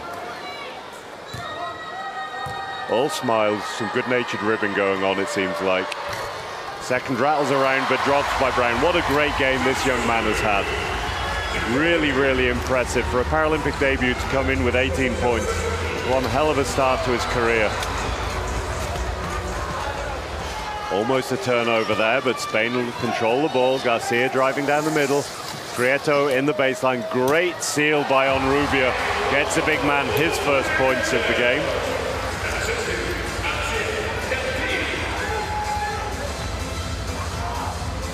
Press on by Spain as well. Just look to slow down Australia's offense. Norris pulling out behind the 3, doesn't pull the trigger, looks at Leard, he doesn't pull the trigger either. O'Neill-Thorne smothered slightly there, Norris on the mismatch. Looking for the call from the referee, doesn't get one though.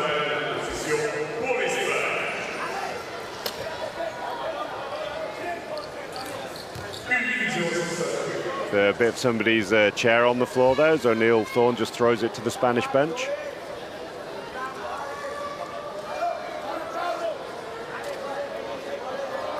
One minute 6 left to go in the game here. 14-point lead for Spain. Australia are aware that points differential could make a difference in this group, so they're not going to want that lead to blow out anymore. And they're going to want to cut into it, if anything. Great steal by Brown, showing his speed there, attacking the basket. Looks for the shot, doesn't drop. Leard posts it back up, falling backwards. Doesn't get it to drop either. I think the referee has just called man down there.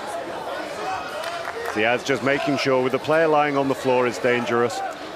Brown having a long conversation off camera with one of the referees though, looking for calls. Wants to be a little careful. The referees have thrown a couple of technicals around today for the conversations that have been going on court, so doesn't need to get involved at this point. Steal by Australia. Brown pull the trigger, he does. and he knocks it down. Some fantastic three-point shooting from some of the young Australians here today. Eating into this Spanish lead. That could be crucial later in these games. Long pass by Garcia, calmly held onto by Zarzuela. Sticks, not in any rush here. Fakes Brown, drives to the basket. That's going to be Danny Sticks to the line. His third personal best. Danny Sticks, 22 free throws. 11-point lead here for Australia. Again, as we said, points differential could make a difference at some point in the groups. First is good, clean as you like by Sticks.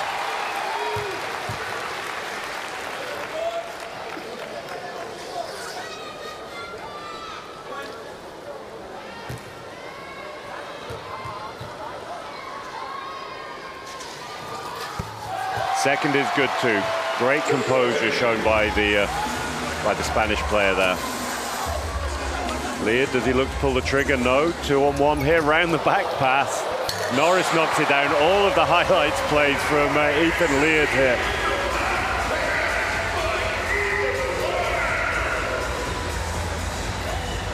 $30 seconds left to go in the game.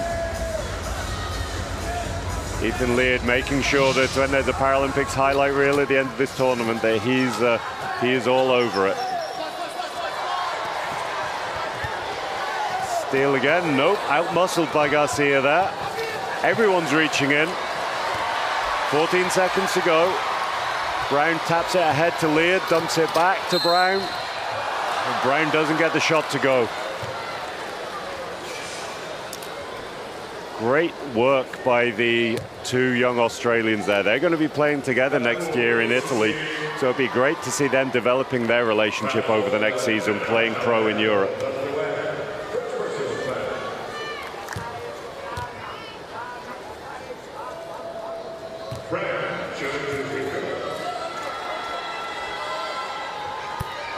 First is good by Brown, down to a 10-point lead. Only 8.5 seconds to go in the game, so it's unlikely to affect the outcome of this match, but could affect the standings later in the tournament.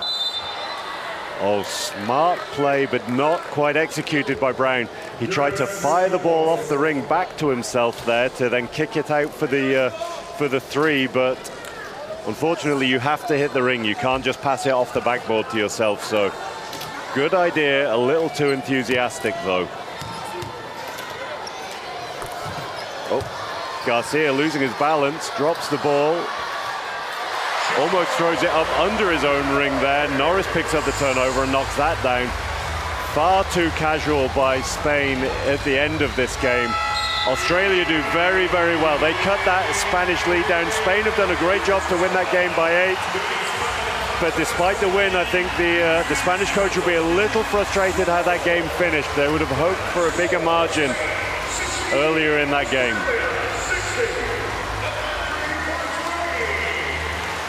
What a last quarter that was for Australia there. 10 of 18 from twos, 2 of 5 from threes, 4 of 7 from from free throws, sorry.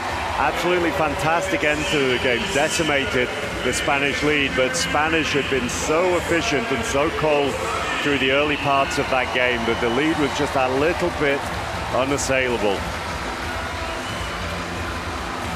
Great to see after such a physical encounter, hugs and handshakes between so many of these guys. They've absolutely battled, beaten each other up over the last 40 minutes of basketball, but they know each other so well from playing pro that it's all, might not be that good-natured in the moment, but they handled it well. 68 points to Spain, 60 to Australia.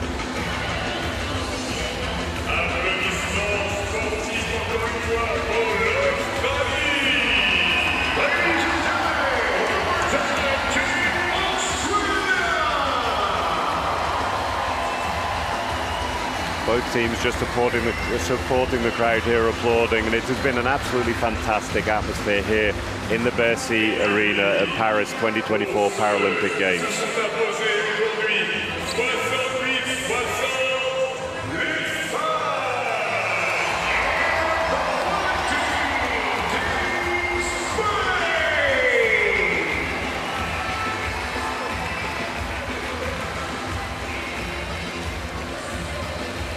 looking quickly through the statistics at the end of this game, Alejandro Zarzuela leading all scorers with 25 points, incredibly efficient from him, 11 of 13 shooting and 3 of 4 free throws, as well as just 1 rebound away from a double-double for the big man.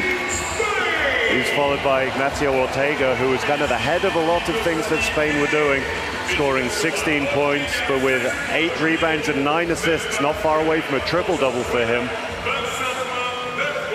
The story of Australia is those the 2 youngsters. 22 points for Jaylen Brown, 10 points for Ethan Leard. 2 youngsters with a very, very bright future, I'm sure. Ethan Leard, in fact, with a plus 12 for the game in his 23 minutes. That means the lineups that he was in was plus 12 against the Spanish lineup. Very, very efficient from the young man there.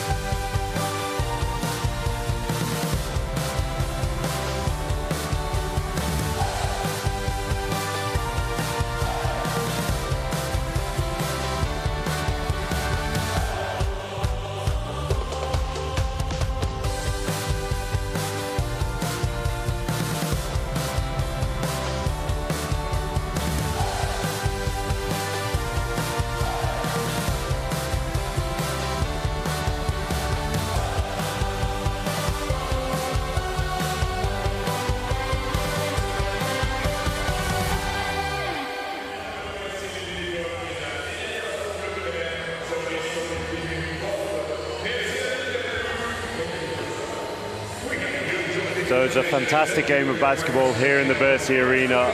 Australia fighting back with 30 points in the 4th quarter, doubling their score at the 3-quarter time, but Spain really consistent, chipped away through the whole game, and Spain take the win with 68 points to 60 here at the Versailles Arena in Paris 2024 Paralympic Games.